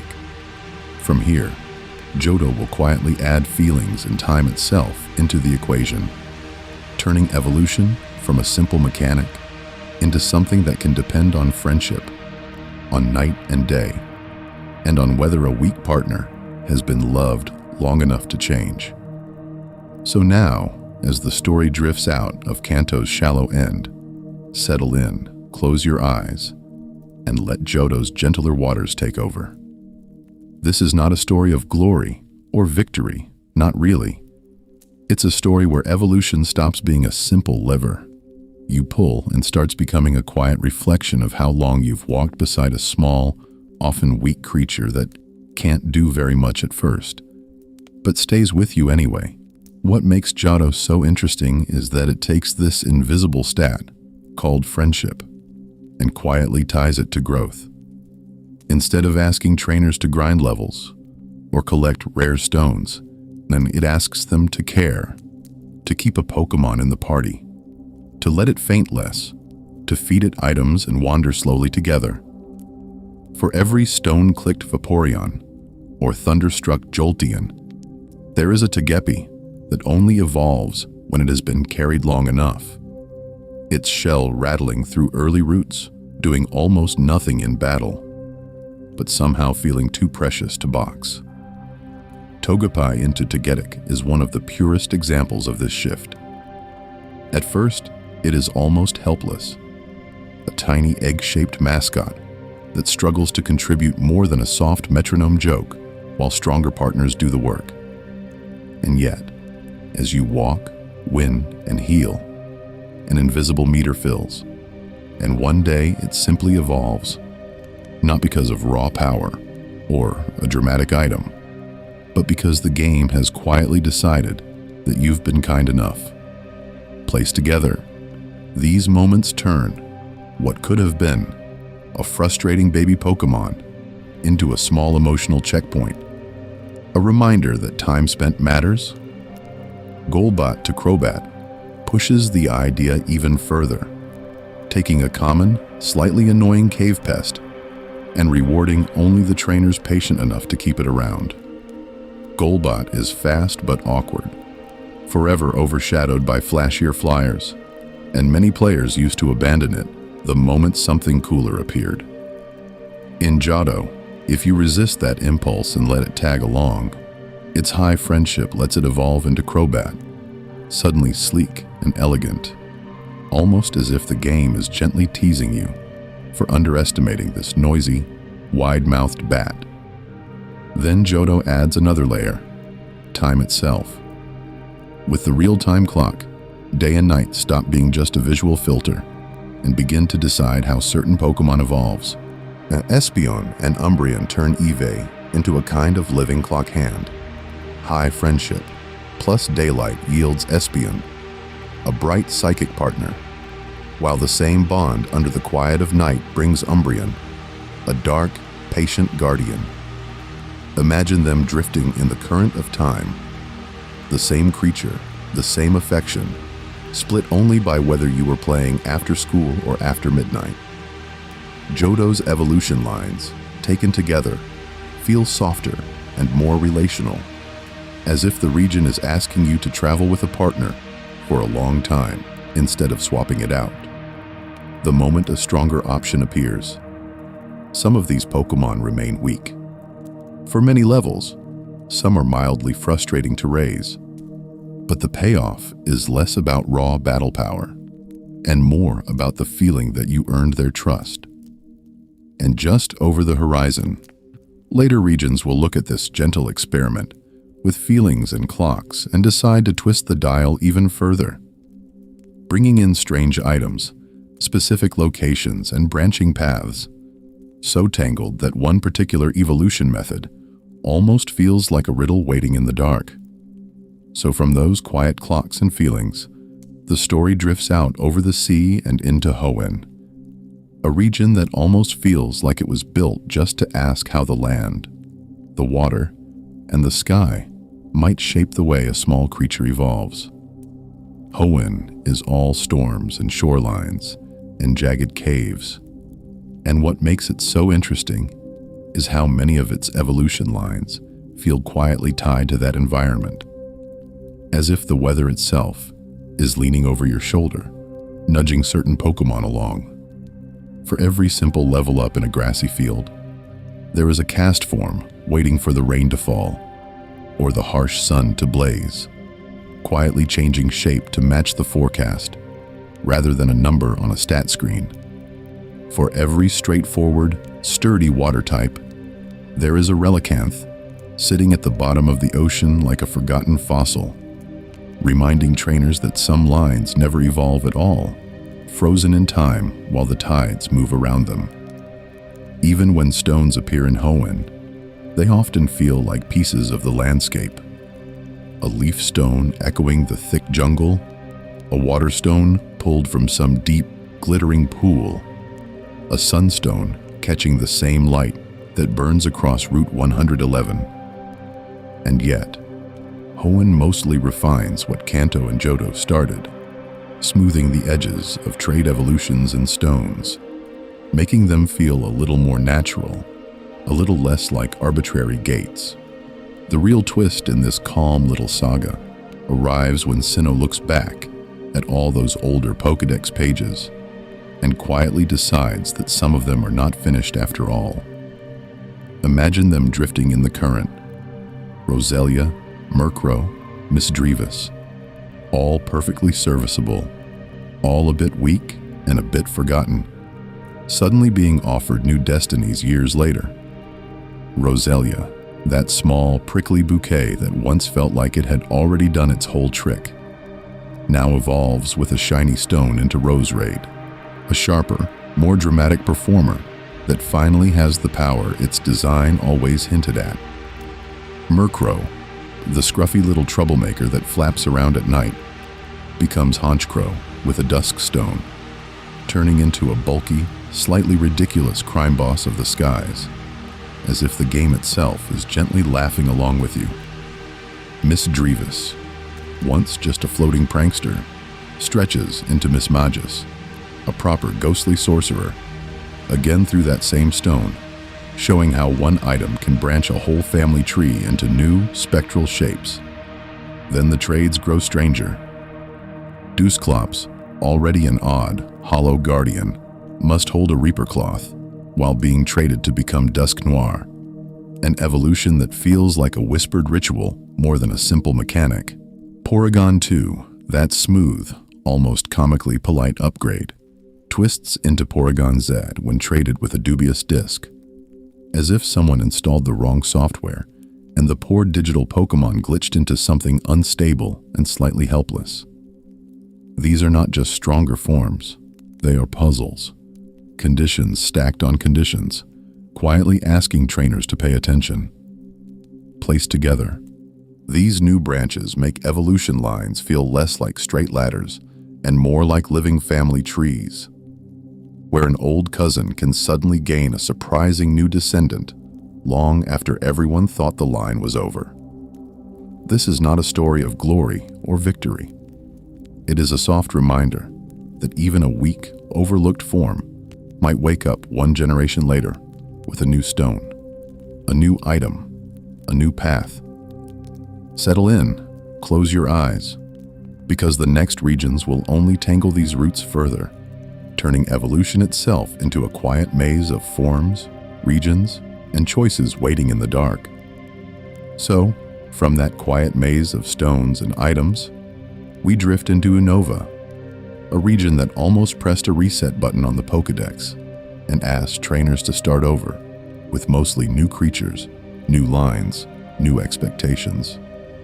Settle in, close your eyes, soon, and imagine walking through those early routes and noticing how many partners feel unfinished for a very long time, as if the game is politely telling you to be patient, to carry something weak much farther than you're used to. In earlier regions, a team often solidified by the middle of the journey. By the 6th badge, many of your favorites had already evolved, flexing their new power in every battle. Unova, however, stretches that timeline like a long, slow tide. Starters, such as Snivy and Tepig, wait until the mid-30s for their final forms, and common partners like Dano rudely hold back their true strength, until levels that most casual trainers may never quite reach. For every simple 2-stage line that evolves on cue, there is a stubborn 3-stage line that clings to its awkward middle form, just a little too fragile, just a little too late. What makes Unova so interesting is the way it turns some evolutions into long-term commitments rather than quick rewards. Larvesta is the perfect symbol of this. A small, almost helpless bugfire creature, given to you as an egg, asking you to drag it through route after route, while it contributes very little compared to flashier teammates. It only evolves into Volcarona at a famously high level, like a secret boss hiding inside your own party, and yet, when it finally does evolve, the result is overwhelming. A blazing moth that feels less like a normal stage 2 and more like a legendary that slipped through the cracks. Imagine them drifting in the current, these delayed evolutions and late bloomers, all clustered near the end of your journey. Placed together, these lines change the rhythm of the whole game, creating teams that feel weak and awkward for hours, then suddenly blossom right as the story reaches its climax. This is not a story of glory or victory. It's a story of holding on to something that looks underwhelming on paper, trusting that the ugly middle form might one day catch up to your level. Then Kalos arrives, and instead of pushing evolutions later, it bends the rules by adding something that isn't really an evolution at all. Mega Evolution appears as a temporary surge of power, a kind of glowing costume your partner wears only in battle, then quietly sheds afterward. Your Gyarados, your Blastoise, your Gardevoir do not truly evolve again. They simply borrow a new shape for a few turns, like they are playing at being stronger versions of themselves without committing to the change. And yet, megaforms cast long shadows over their regular lines. Once you know a Pokémon can become a mega, its base and final stages start to feel incomplete, as though you're only seeing 2/3 of the picture whenever the stone stays in your bag. For every modest final evolution that does its job and then rests, there is a mega-capable partner that seems to whisper in every battle that you could be doing more if only you pressed that extra button. Together, Unova's late evolutions and Kalos's temporary ones reshape pacing in a quiet but persistent way. Teams feel like slow-burn projects, either waiting for that last level threshold or waiting for the right keystone, and the sense of finished becomes strangely flexible. You can walk into a final battle with half your team still unevolved, or with a full squad that secretly hides 6 more silhouettes in its megaforms, and both feel oddly valid. Of course, even that wasn't enough experimentation for long. The series soon decided that if power could shift with a stone, it could also shift with a region, or even with time itself. Alola's regional variants, Galar's strange forms, and Hisui's time-warped evolutions would take that quiet maze of branching paths and twist it again, until even the most familiar face could change type, shape, and destiny just by existing somewhere else. And the moment you meet an old friend wearing a new mask, the whole idea of what final form means starts to blur in a way that might leave you strangely unsettled and very curious about what waits in the next region's shadows. So when the journey drifts out to Alola, it feels like the world is quietly admitting that even evolution lines can get sunburned and sentimental. Familiar shapes return as gentle strangers. Raichu suddenly surfing on its own tail. Marowak trading its lonely, ground-bound stance for a ghostly fire dance in the dark. What makes Alolan Raichu so interesting is that it looks like someone took the old, slightly awkward electric mouse and just let it relax on the beach for a decade until it learned to float instead of run. These Alolan forms are not stronger in any overwhelming way. They are simply different, as if the same weak little creature grew up under softer light and warmer tides. Alolan Marowak, once a symbol of grief and helpless rage, now spins its bone like a ritual torch. Its evolution line turned from tragedy into something almost ceremonial. Even water and sand seem to press into these designs, nudging typing and behavior, until the same Pokémon feels like a cousin rather than a clone. For every standard Cantonian line that stays rigid, there is an Alolan variant that wanders off, finds a new rhythm, and evolves in a direction that feels quietly personal. Then the current shifts again, and Galar appears. All smokestacks, old stone, and patchy countryside. Here, the regional lines pick up a rougher accent.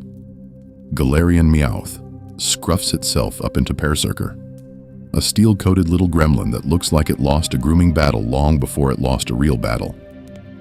The Zigzagoon line, once a harmless road nuisance, suddenly evolves all the way into Obstagoon, a towering wall of black and white attitude that seems permanently stuck halfway between a rock concert and a traffic jam. And yet, underneath the jokes and the fur, it is the same idea. The environment, the culture, the history of the region quietly steer what a final form can be. Patterned across Alola and Galar, these variants start to feel less like special gimmicks and more like a reminder that evolution is not just about gaining levels or raw power. It is about where a Pokémon had to survive. Settle in, close your eyes for a moment, and imagine them drifting in the current of time instead of water, washed up on different shores, picking up new types and new stories just by existing somewhere else. It makes every weak early form feel like a question mark instead of a dead end. Hisui takes that thought and walks backward with it, now into a version of Sinnoh from long before modern trainers, long before convenience and comfort. Hisuian Growlithe looks softer, more ancient, a rocky mane hinting at harsher climates. And when it finally evolves into Hisuian Arcanine, the result feels less like a loyal pet and more like a guardian spirit that has stood on the same cliff for centuries. This is not a story of glory or victory, so much as a quiet suggestion that the forms we know today are just one snapshot. In Hisui, older branches of the same lines are still alive, still struggling, still tripping over their own limited move pools in a much less forgiving world. Placed together, these sunlit Alolan reinterpretations, soot-stained Galarian detours, and time-worn Hisuian ancestors turn evolution into something broader than charts and arrows. Oh, they suggest that every line carries mood and memory, that some evolutions feel playful, others burdened, others almost sacred. In the next stretch, instead of marching region by region, we'll gently gather these lines into little clusters of feeling. The lonely, the overworked, the quietly proud, letting their stories overlap the way waves do when they meet in the shallows. Placed together, these little clusters become less like a textbook and more like a tide pool of feelings. And the first one we'll wade into is all about waiting. Some evolution lines do not rush. They do not bloom neatly at level 16 or 36. Instead, they linger in their weakest, most awkward shapes, asking trainers to settle in, close your eyes, and commit to a long, slow journey with a creature that can barely hold its own in battle. These are the late bloomers. The patient journeys? The lines where the basic form stays stubbornly fragile for what feels like forever. What makes this cluster so interesting is how ordinary the early stages can seem. A small dragon, a soft slug, a fuzzy larva, each one technically a dragon type or something exotic on paper. And yet, in practice, they're fainting to every stray hit, chipping away at enemies with the enthusiasm of a damp sponge. For every Garchomp that starts strong and stays strong, there is a Dano that spends dozens of levels bumping into walls before it ever becomes a Hydreigon. Dano's line is a gentle example of this. It begins as a little blue headbutter that doesn't learn many impressive moves, doesn't boast great stats, and frankly, feels more like a liability than a partner. Zweilous improves, but only slightly, still chewing through battles in a clumsy way until very late. Suddenly, it evolves into Hydreigon, and all that time, lugging around a weak dark/dragon, finally turns into startling power. Trainers who have carried it that far remember not just the final form, but the long stretch of feeling helpless and underpowered. Larvista to Volcarona tells a similar story, but with a different texture. Larvista is rare, intriguing, and yet stuck for ages as a small, flammable bug that does not quite live up to the mythical aura around its evolution. It soaks up experience, faints to stray rock-type moves, and needs constant protection. Then, very late, it evolves into Volcarona, a blazing sun moth that suddenly dominates the field, as if all those fainted Larvesta were interest accumulating in a quiet account. Gumi's path to Goodra is softer, almost comical. A little goo drop that looks more like a spilled drink than a dragon. Gumi slides through early battles with weak attacks and very little presence. Sliggoo is sturdier but still underwhelming. And yet, given time, rain, and a few oddly specific conditions, it evolves into Goodra, a gentle tank that finally justifies all those careful switches and healing items. Placed together, these late evolvers capture a particular feeling. dragging a fragile partner through tough routes, watching them faint again and again, and whispering that maybe, someday, it will all be worth it. This is not a story of glory or victory in the early game. It is a story of patience turning directly into power, of experience points as quiet promises. And as we move on, we'll see other clusters shaped not by level alone, but by friendship, branching choices, and even those lines that, no matter how high they climb, never quite feel like they reach a satisfying conclusion. So now, after talking about levels and effort and that slow climb of experience, we drift into a softer part of the chart, where numbers matter less than feelings, and where a weak little creature evolves, not because it has knocked out half a region, but because it has simply been kept around, walked with, and gently protected. This is the mini cluster of friendship evolutions, where the requirement is not grinding, but being cared for over time. What makes this group so interesting is how invisible it is in the moment-to-moment of a journey. Tucked away in the code, each step, each battle, each potion used is quietly adding to a hidden happiness value, like grains of sand piling up until one day, it finally tips. Pichu is the perfect example. A tiny, almost helpless spark, more likely to faint than to carry a battle. But if trainers keep it out of harm's way and let it tag along, it eventually settles into Pikachu, a creature that feels less like a sudden jump in power and more like a child who has finally grown into the role everyone expected. Placed together, these friendship lines start to look less like mechanics and more like relationships. Togepi, for instance, begins as a wobbly egg in a shell, mostly there to wiggle and yawn and do almost nothing helpful. A kind of adorable burden that the game insists you carry. And yet, as it toddles through battles and levels, its happiness climbs, and it evolves into Togetic, then later into Togekiss with a stone, like a long, gentle arc from fragile mascot to serene guardian.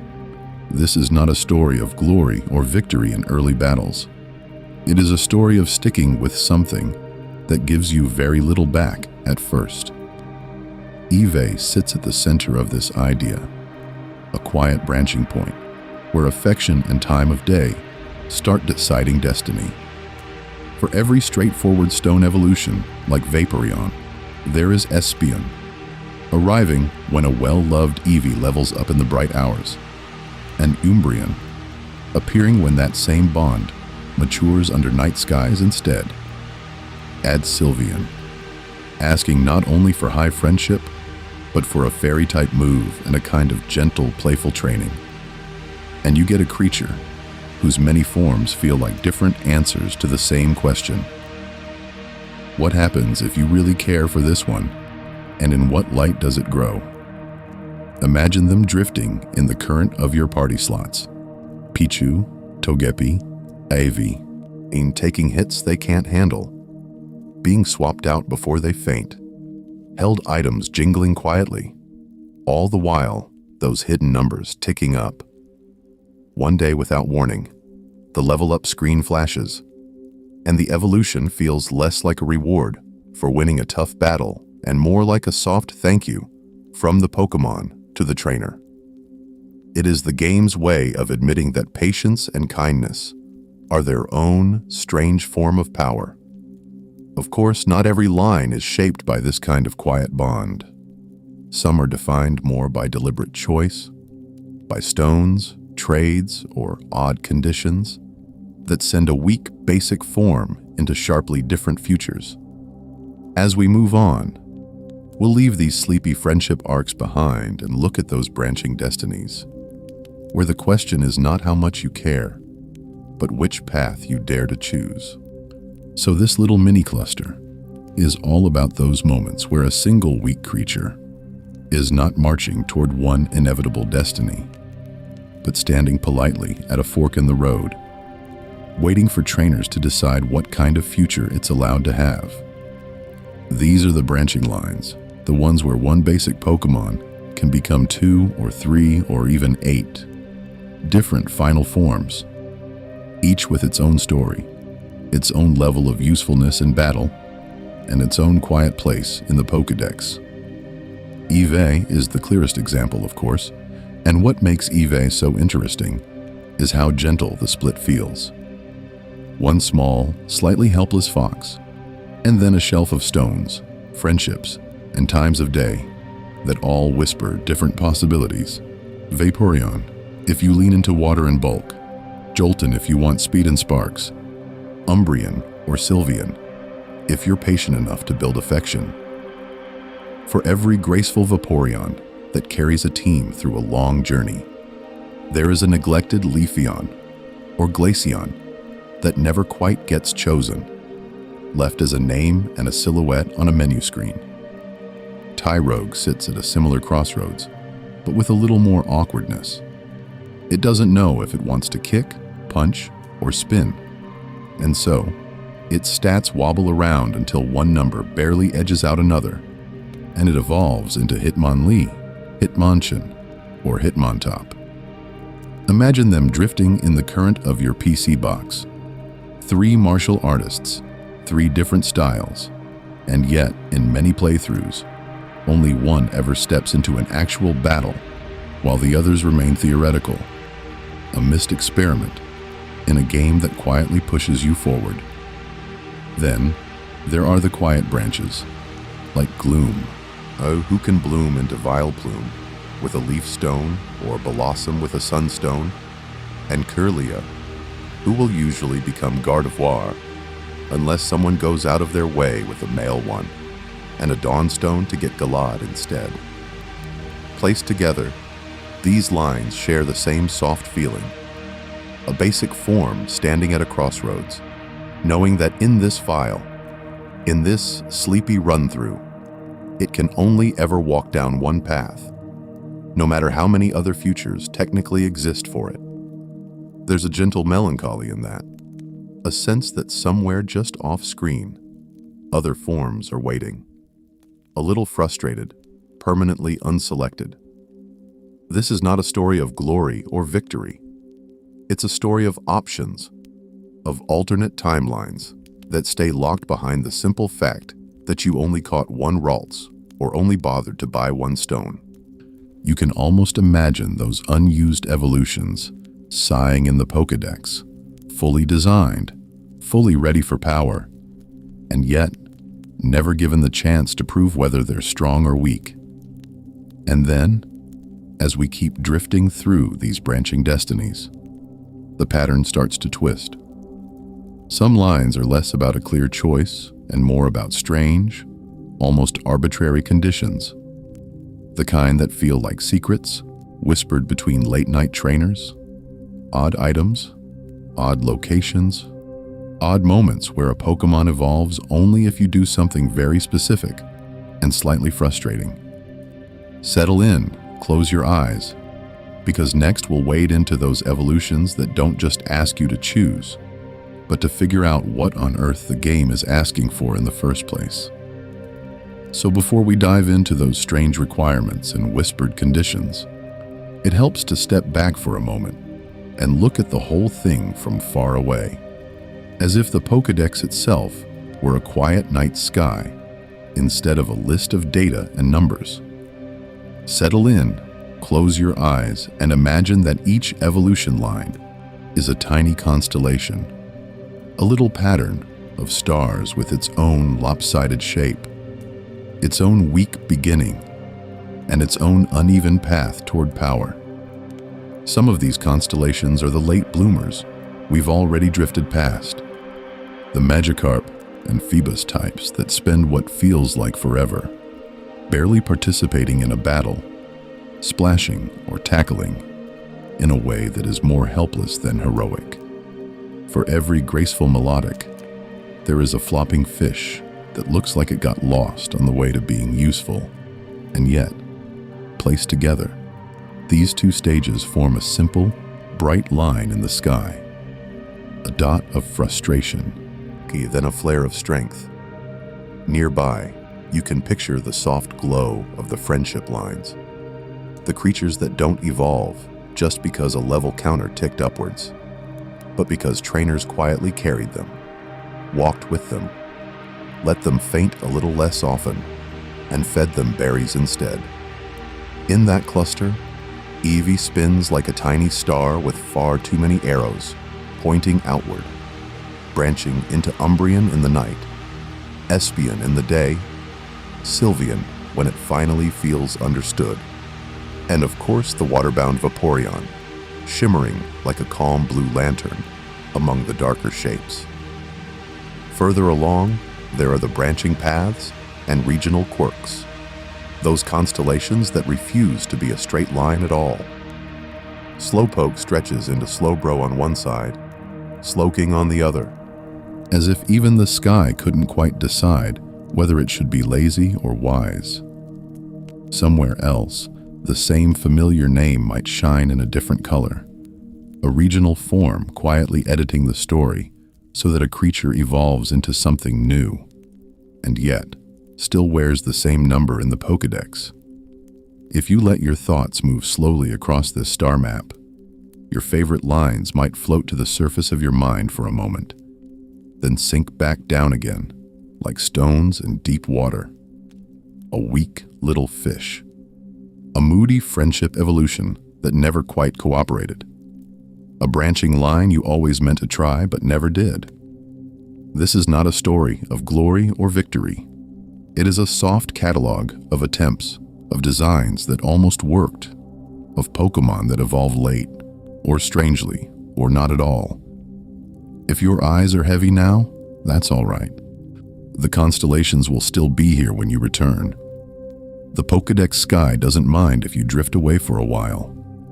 Imagine them drifting in the current, these lines and shapes and awkward little stars, as we turn toward the most confusing, most misunderstood evolution methods and, very gently, start to make sense of them one by one. So, as those constellations of evolution methods slowly fade into the background, this is where the troubleshooting begins, very softly, for the lines that seem determined to ignore their own rules. Settle in, close your eyes if you like, because this is not a story of glory or victory. This is a quiet little guide for when a Pokémon stubbornly refuses to evolve, and you start to wonder if the game is playing a gentle joke on you. What makes Eeevee so interesting is that it looks like such a simple creature at first.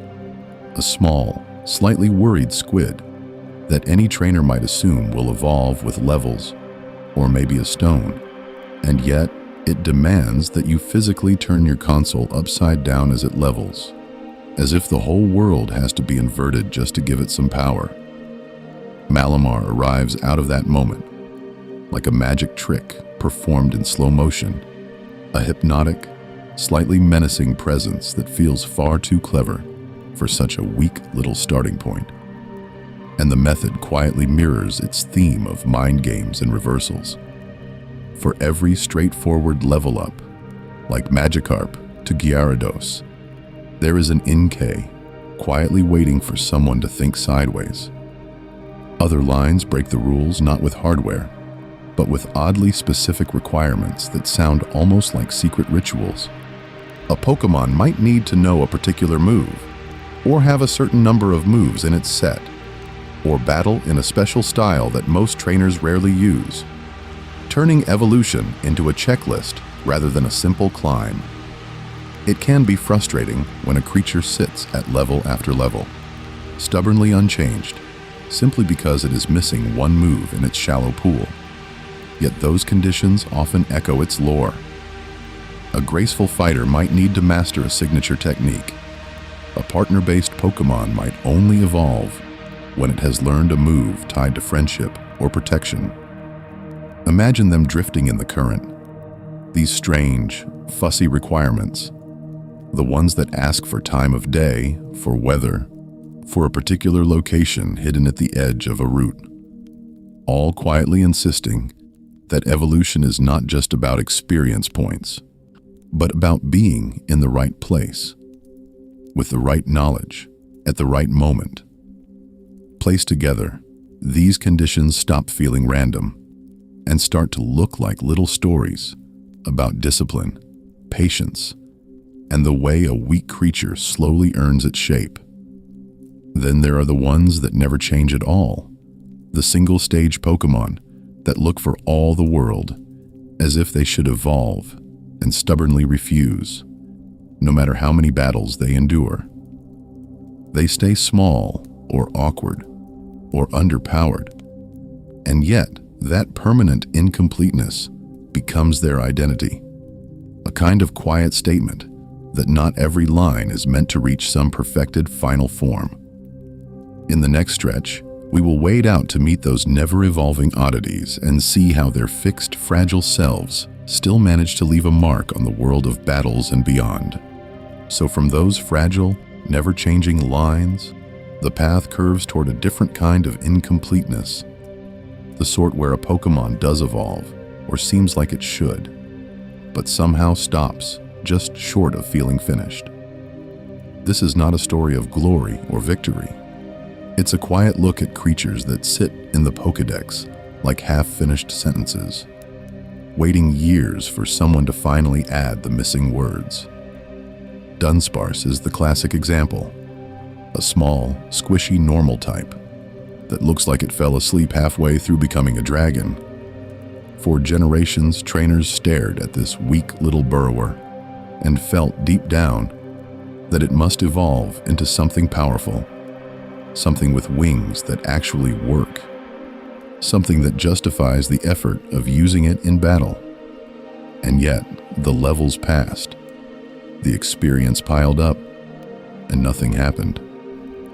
No glow, no transformation, only that same sleepy face and that same frustrating lack of power. Farfetch'd lived a similar life, shambling through tall grass with its leek and its permanently unimpressed expression. For every polished three-stage bird like Pidgeot, there is Farfetch'd, stubbornly single-stage, oddly fragile, and strangely beloved. What makes Farfetch'd so interesting is how it always felt like a middle form without a family, a creature whose stats and design whispered, "I'm waiting for my real evolution," while the games calmly replied, "No, this is it." Placed together, these almost evolutions built a quiet expectation in the community. Someday, surely, the designers would come back for them. And then, much later, they did. Dunsparce finally stretches into Dudunsparce, not a majestic serpent, but a longer, almost comically extended version of itself, as if the universe admitted the line was incomplete, and then finished it with a gentle joke. Farfetch'd, in Galarian form, finally evolves into Sirfetch'd, trading weak, awkward battles for a focused knightly power that feels like the punchline to a decades-long setup. When that happens, something subtle shifts. A line that once felt like an unfinished thought suddenly clicks into place, and you realize that evolution lines are not fixed at all. They can be reopened, revised, and expanded years or even decades after a Pokémon's debut. Imagine them drifting in the current of time, these old creatures from Kanto and Johto, finally being lifted into a new form by a later generation that decides their story isn't over yet. And of course, these late additions sit alongside regional variants, split evolutions, and temporary forms like mega evolutions or Gigantamax states, all stacking more and more layers onto certain species until they feel almost overcomplete. For every Dunsparce that waited ages for one extra stage, there is an Eevee or a Charizard, wrapped in branching paths and special forms, overflowing with options. In the next part, we'll wade into those crowded families, where stones, trades, and strange conditions twist a single weak creature into a whole tangle of possibilities, and one particular line that might be carrying more forms than it can comfortably hold. So now we arrive at those overgrown families, The ones that started as a simple line and slowly collected cousins, regional relatives, and temporary forms until the whole thing feels like a tiny ecosystem wrapped around a single idea. This is not a story of glory or victory. It is more like opening an old family album and realizing that one modest little creature somehow has a whole crowd standing behind it, all sharing a name and yet tugging in different directions. Pikachu's clan is the clearest example, because everyone knows the mascot, but not everyone stops to notice how busy that family tree has become. At the root, there is Pichu, a baby that feels almost helpless, a shy spark that shocks itself and looks like it would lose a battle against a stiff breeze. It evolves into Pikachu, that familiar yellow middle child who has been pulled into so many spin-offs and costumes that its identity is almost blurred. And then, with a thunderstone, into Raichu, which for years felt like the forgotten older sibling that trainers kept meaning to use but somehow never did. And yet, Alolan Raichu arrived, surfing on its tail like it had wandered in from a different series entirely. A regional twist that quietly said, this line can still change, even after decades of being settled. Placed together, these four show what makes Pikachu's line so interesting is not raw power, but how flexible one small electric mouse can become when the world keeps revisiting it. There are costumes, special hats, Gigantamax Pikachu ballooning into a nostalgic joke, and so many minor variants that the line feels less like a path and more like a crowded festival stall. Imagine them drifting in the current of the franchise, bobbing up in events, anime episodes, and games, while some poor Raichu wonders why it is still the least invited to battle. The Ralts line is smaller in number, but denser in feeling, like someone compressed an entire coming-of-age story into a handful of forms and then added more layers on top. Ralts itself is timid and weak, a little psychic antenna that picks up emotions and would prefer not to be in any fight at all. It evolves into Kirlia, and from there, the tree splits.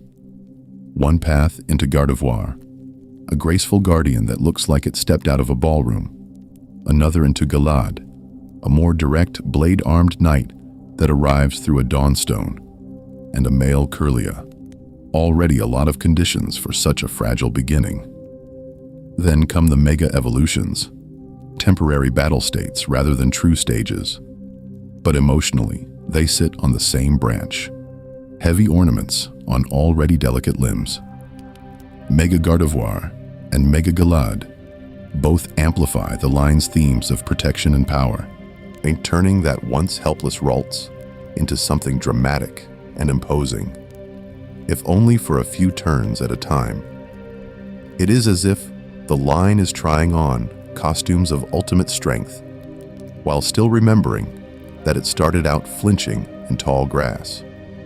For every sprawling cluster like these, there is a lone, single-stage Pokémon that never changes, watching from the sidelines as others gain babies, branches, and regional twists. Some of those solitary creatures feel frustrating in battle, stuck with middling stats and no way to grow, while lines like Pikachu's or Ralts keep collecting options and alternate selves. Settle in, close your eyes, and notice how that contrast quietly asks a softer question. When a line evolves into many shapes at once, and another never evolves at all, what does that say about growth, identity, and staying the same in a world that keeps inventing new forms?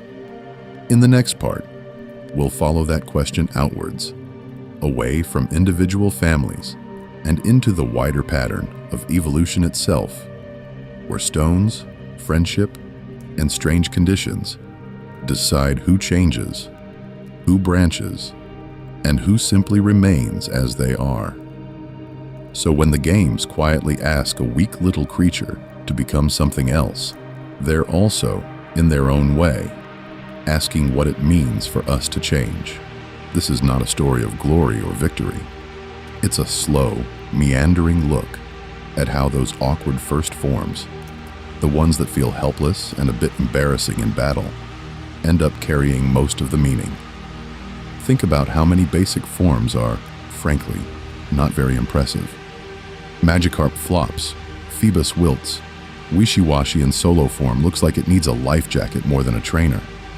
They're weak, they're frustrating, and they're usually boxed the moment something stronger swims by. And yet, what makes Magikarp so interesting is that all of its value is hidden, sitting under the surface like an unspent promise.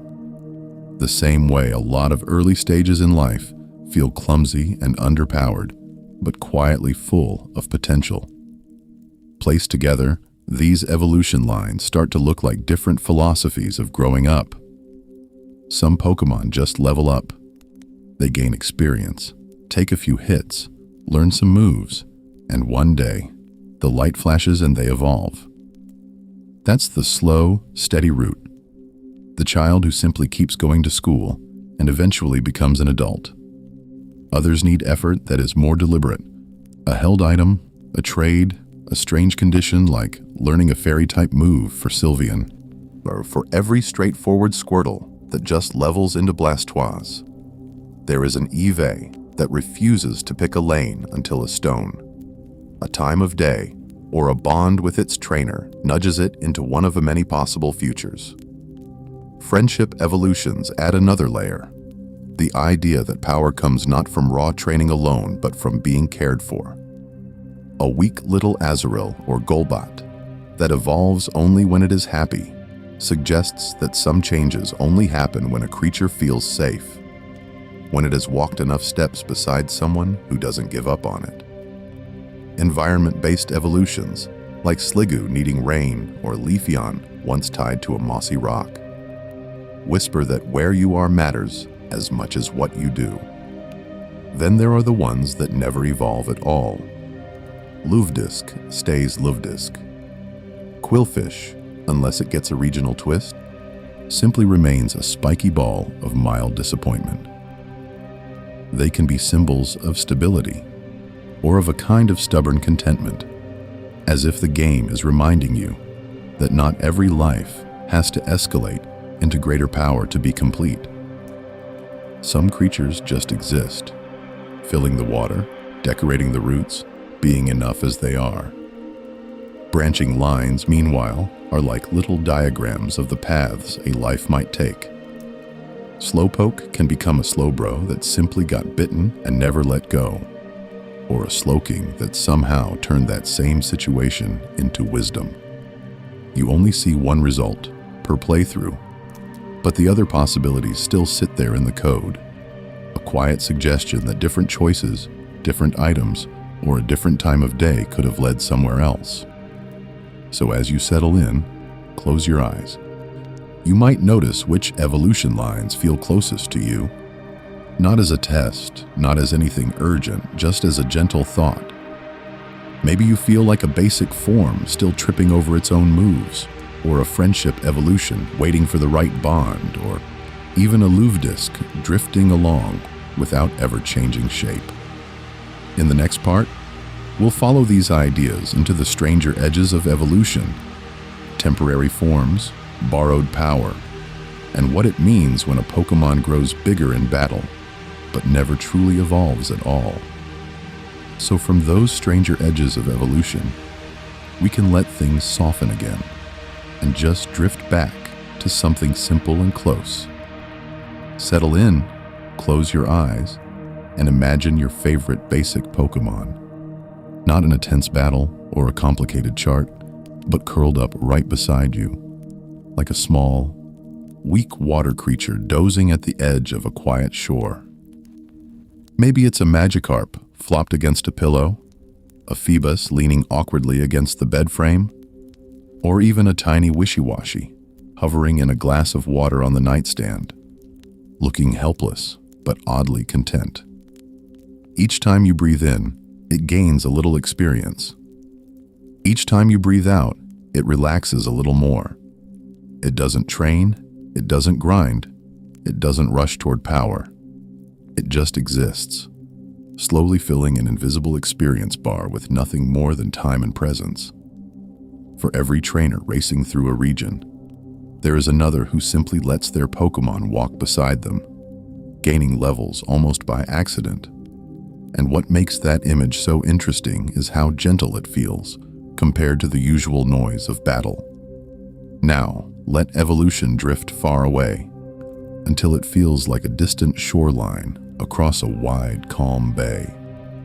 You can see the outline of that future form, maybe the fierce coils of Gyarados or the graceful curve of Melodic. But it stays on the horizon, not something to be chased, only something that will arrive when the tide is ready.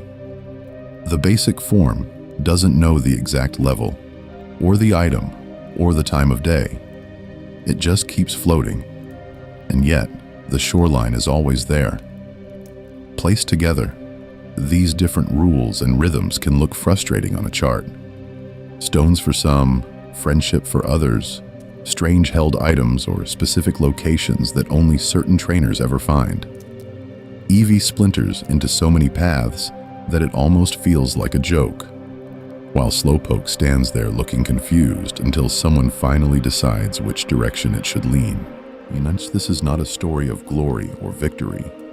It's a story of wandering routes, of half-finished lines, of Pokémon that evolves in ways that don't have to make perfect sense to still feel complete enough for tonight. So you can let the leftover confusion go now, like unused TMs sinking to the bottom of the bag. You do not need to remember every method, every exception, every strange mechanic that grows larger in battle, but never truly changes the Pokédex entry underneath. The big picture is enough. Some evolve, some do not, some pretend to, and all of them keep the world feeling full. As we move forward, the details will soften even more, gathering everything we've covered into one calm summary, where all these weak swimmers, awkward forms, and distant shorelines settle into a single quiet tide. So now, as all those weak swimmers and awkward shapes settle into that single quiet tide, this is where the patterns start to show themselves. If you settle in, close your eyes, you can almost line them up in your mind. The simple level-ups, the patient friendships, the slow turning of time, the special places on the map, the stones, the strange held items, the trades that pass a creature from one pair of hands to another. Level-up evolutions are the calmest of all, the ones that just ask you to walk alongside a Pokémon for long enough. A magikarp that simply endures becomes Gyarados. A seal that tags along through cold caves becomes Dugong. What makes this so interesting is how ordinary it feels.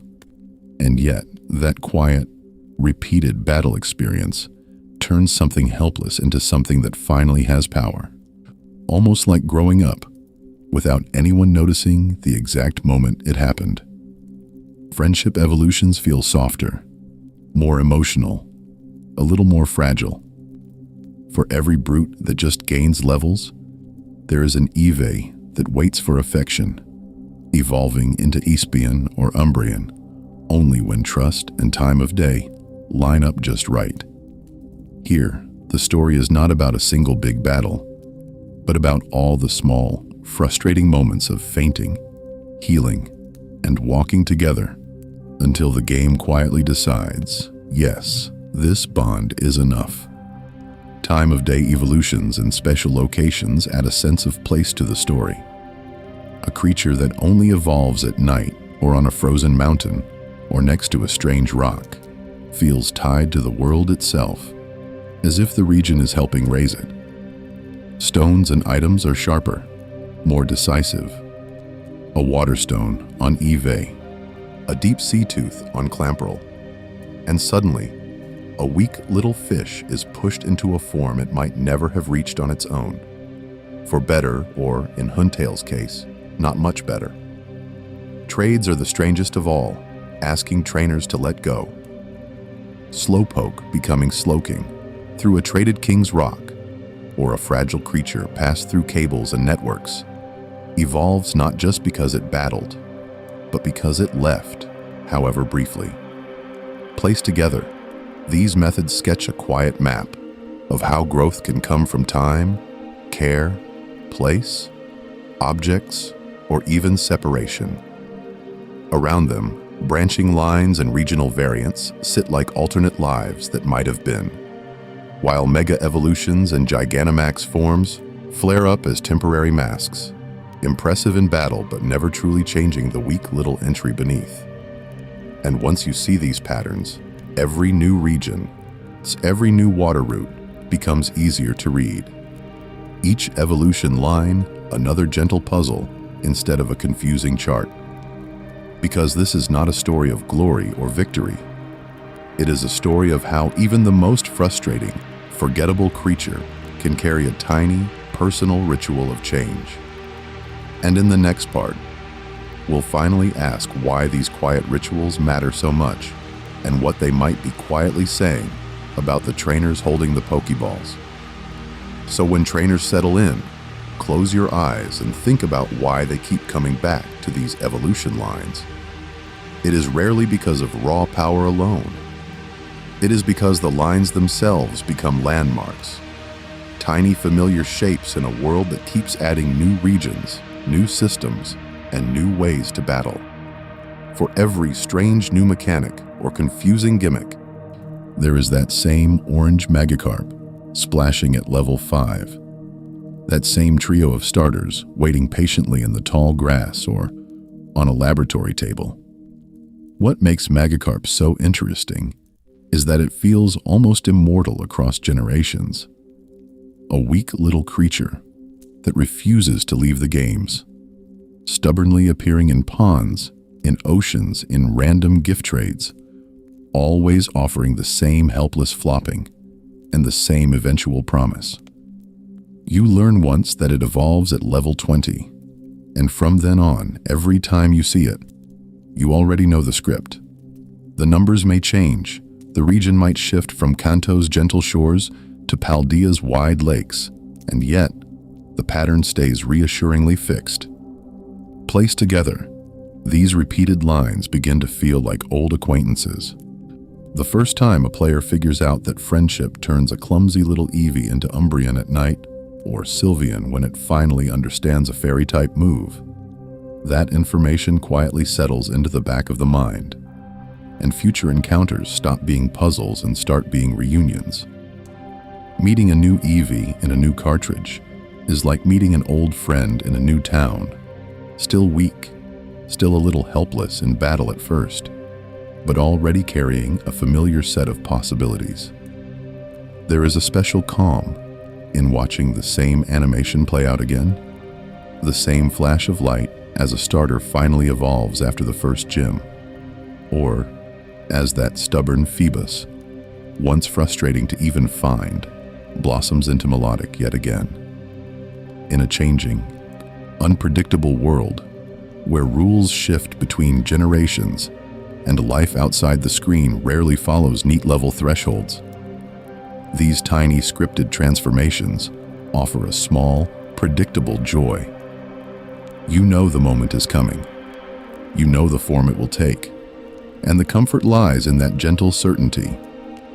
Many trainers quietly replay entire games just to trace the same growth pattern once more, choosing the same water starter, fishing up the same weak fish, letting a familiar team evolve in almost the same order.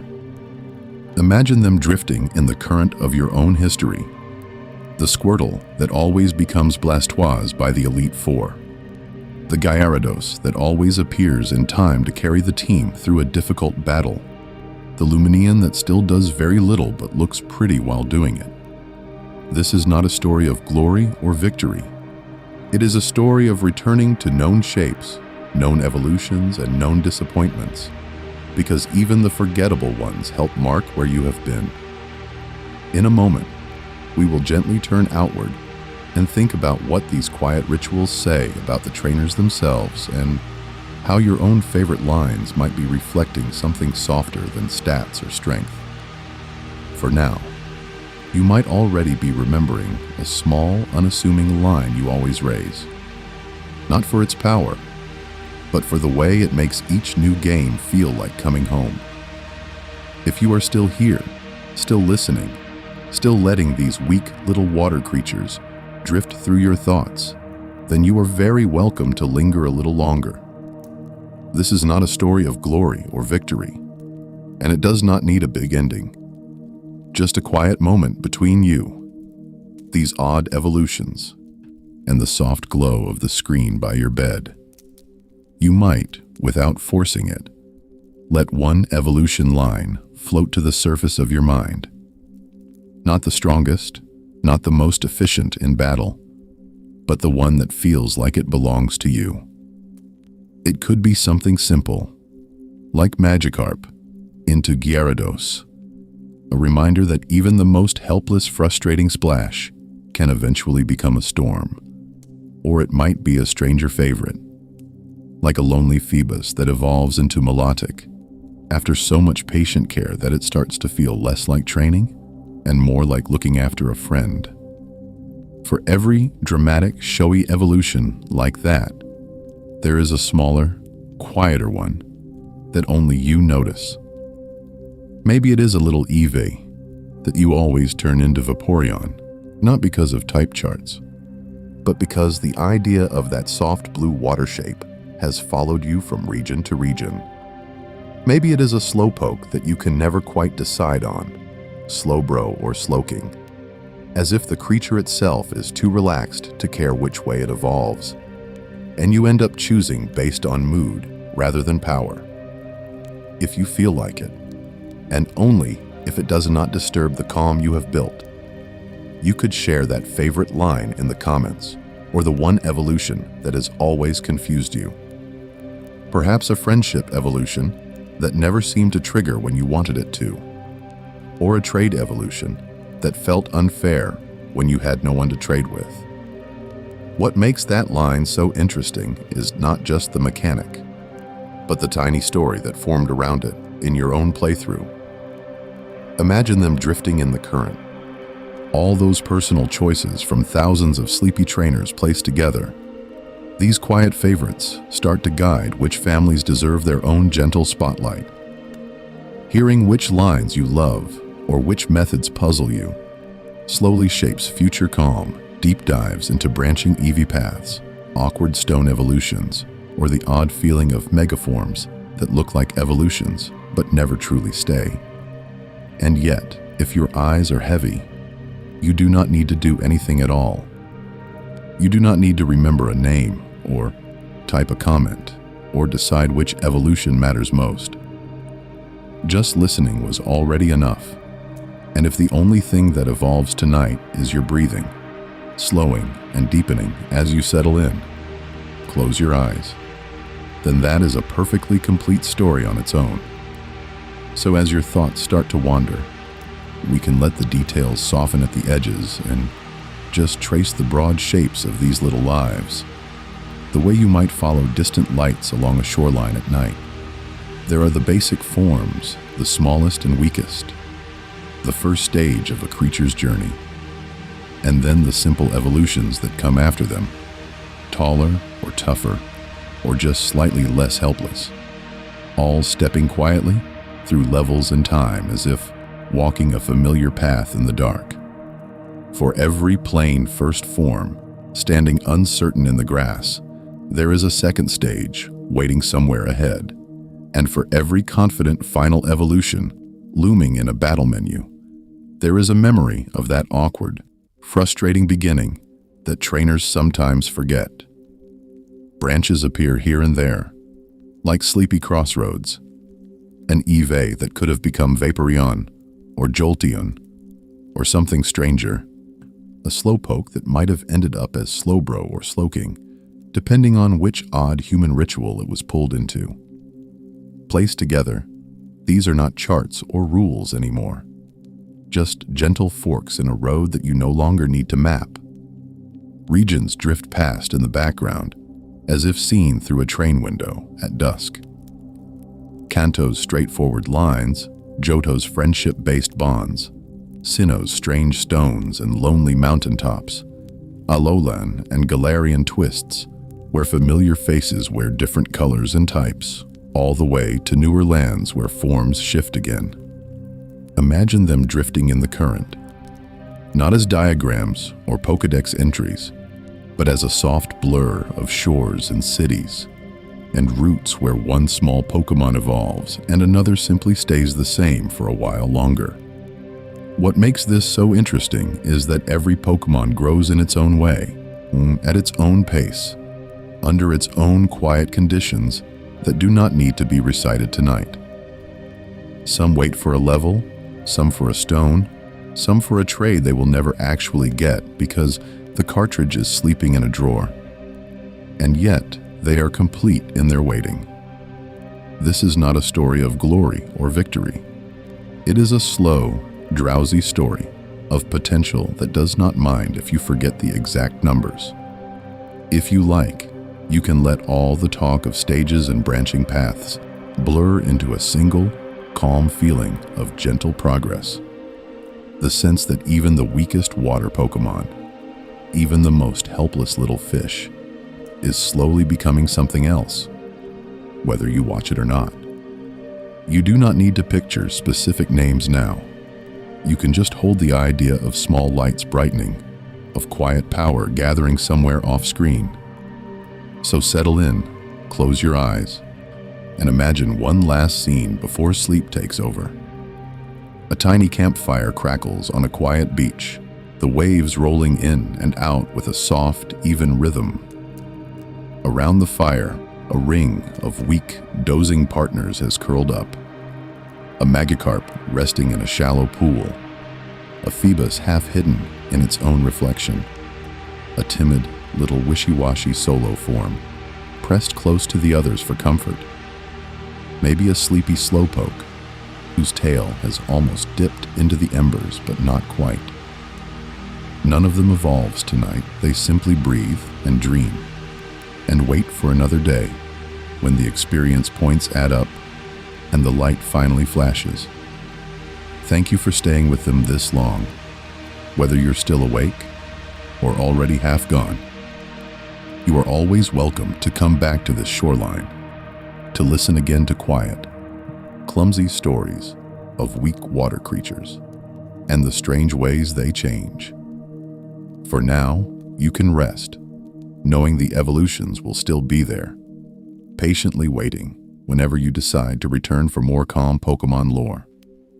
So as the shoreline quiets, and the last little splashes of data and detail fade out, this is the gentle part, where the video itself starts to feel a bit like a drowsy partner rather than a guide, just keeping you company while the weak water creatures and their stranger cousins drift off into the dark. Thank you for spending this time here.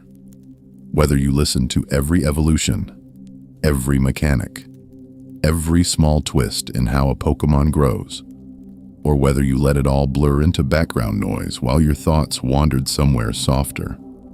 Some trainers arrive with notebooks in hand, determined to finally sort out which form evolves by trade, which by stone, and which just stubbornly refuses to be useful in battle. And some arrive simply to settle in, close your eyes, and let names like Gyarados, Melodic, Slowking, and Vaporeon wash past like distant buoys on a quiet sea. Both are welcome. Both are valid. If you absorbed every detail, or fell asleep halfway through a sentence about friendship values, or time of day evolutions, the video still did its job. Because this is not a story of glory or victory. It is a slow collection of small stories, of Magikarp finally becoming something more than helpless, of Phoebus taking the long, awkward road to beauty, of Eeevee standing at a crossroads of water, darkness, and fairy light, not sure which way to lean until a stone or a bond or a time of night nudges it forward. What makes X so interesting is that for every towering Gyarados, there is still that flopping, frustrating fish at the beginning. And for every elegant Melodic, there is a timid creature that most trainers once ignored. Placed together, these evolution lines become more than charts and arrows. They are quiet little tales of growth, of choice, of potential that doesn't always arrive on time, and yet, somehow, still arrives. Imagine them drifting in the current, basic forms and final forms side by side. Slowpoke gazing blankly at the horizon while Slowbro and Slowking politely pretend this is all going according to plan. They are weak, they are strange, they are occasionally disappointing, but they are also gentle reminders that even the most frustrating path can bend into something new.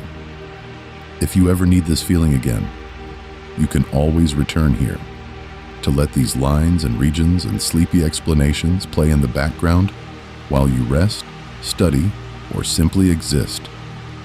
This video will wait, the way a patient Pokémon waits to evolve, and there will be others as well. More mechanics to untangle, more regions to wander through at a walking pace, more soft, ambient, deep dives where nothing urgent happens and no one demands that you stay awake. For now, you can let this one go, knowing that the stories of evolution and all the quiet power tucked inside them will still be here the next time you need a calm companion by your side. So if, after all of this, your eyes are still open and your thoughts are still drifting from one small, weak creature to the next, you can simply let them wander a little farther.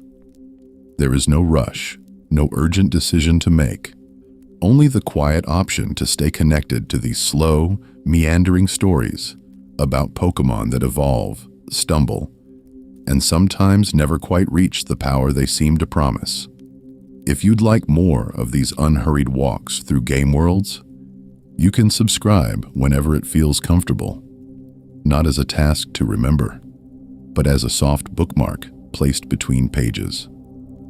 For every fast, loud channel racing through the latest battle strategies, there is room for one that moves at a walking pace, tracing evolution lines and odd mechanics in a way that lets trainers settle in, close your eyes, and let the details pass by like distant shoreline lights. You might also, if this helped you feel a little less tense or a little more sleepy, tap the like button or tuck this into a sleep playlist, not because it is special, but because it is predictable. The same calm voice, the same gently disappointing water Pokémon, the same sense that nothing important will be missed if you drift off halfway through a sentence. Imagine them drifting in the current, all those forgotten evolutions and almost useful forms, looping quietly in the background while you rest. And yet, there is one more layer you can add if you feel like whispering back. In the comments, you can leave a quiet story about your favorite evolution line, or the one that confused you the most, told not as a heated debate, but as a small memory.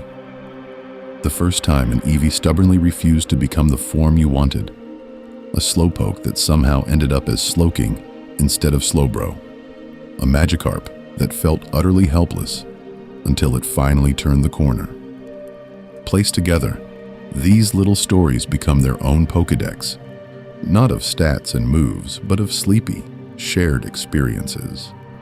Future nights might drift through specific types, following only ghost evolutions as they flicker in and out of battle, or staying in one region and watching how Johto or Sinnoh quietly reshaped familiar lines. Some evenings might belong to a single family, tracing every branch of Eevee's tangled possibilities, or watching how a lone regional form twists an old design into something new and slightly frustrating. What makes X so interesting is that even the simplest line, seen up close and slowly, can feel like its own bedtime story. So as this final minute ebbs away, this is not a story of glory or victory, but of gentle patterns stretching onward. You can let the screen fade, let the sound fall to a murmur, and picture all those evolution lines stretching out like ripples on a midnight lake, widening, softening, and finally fading into silence.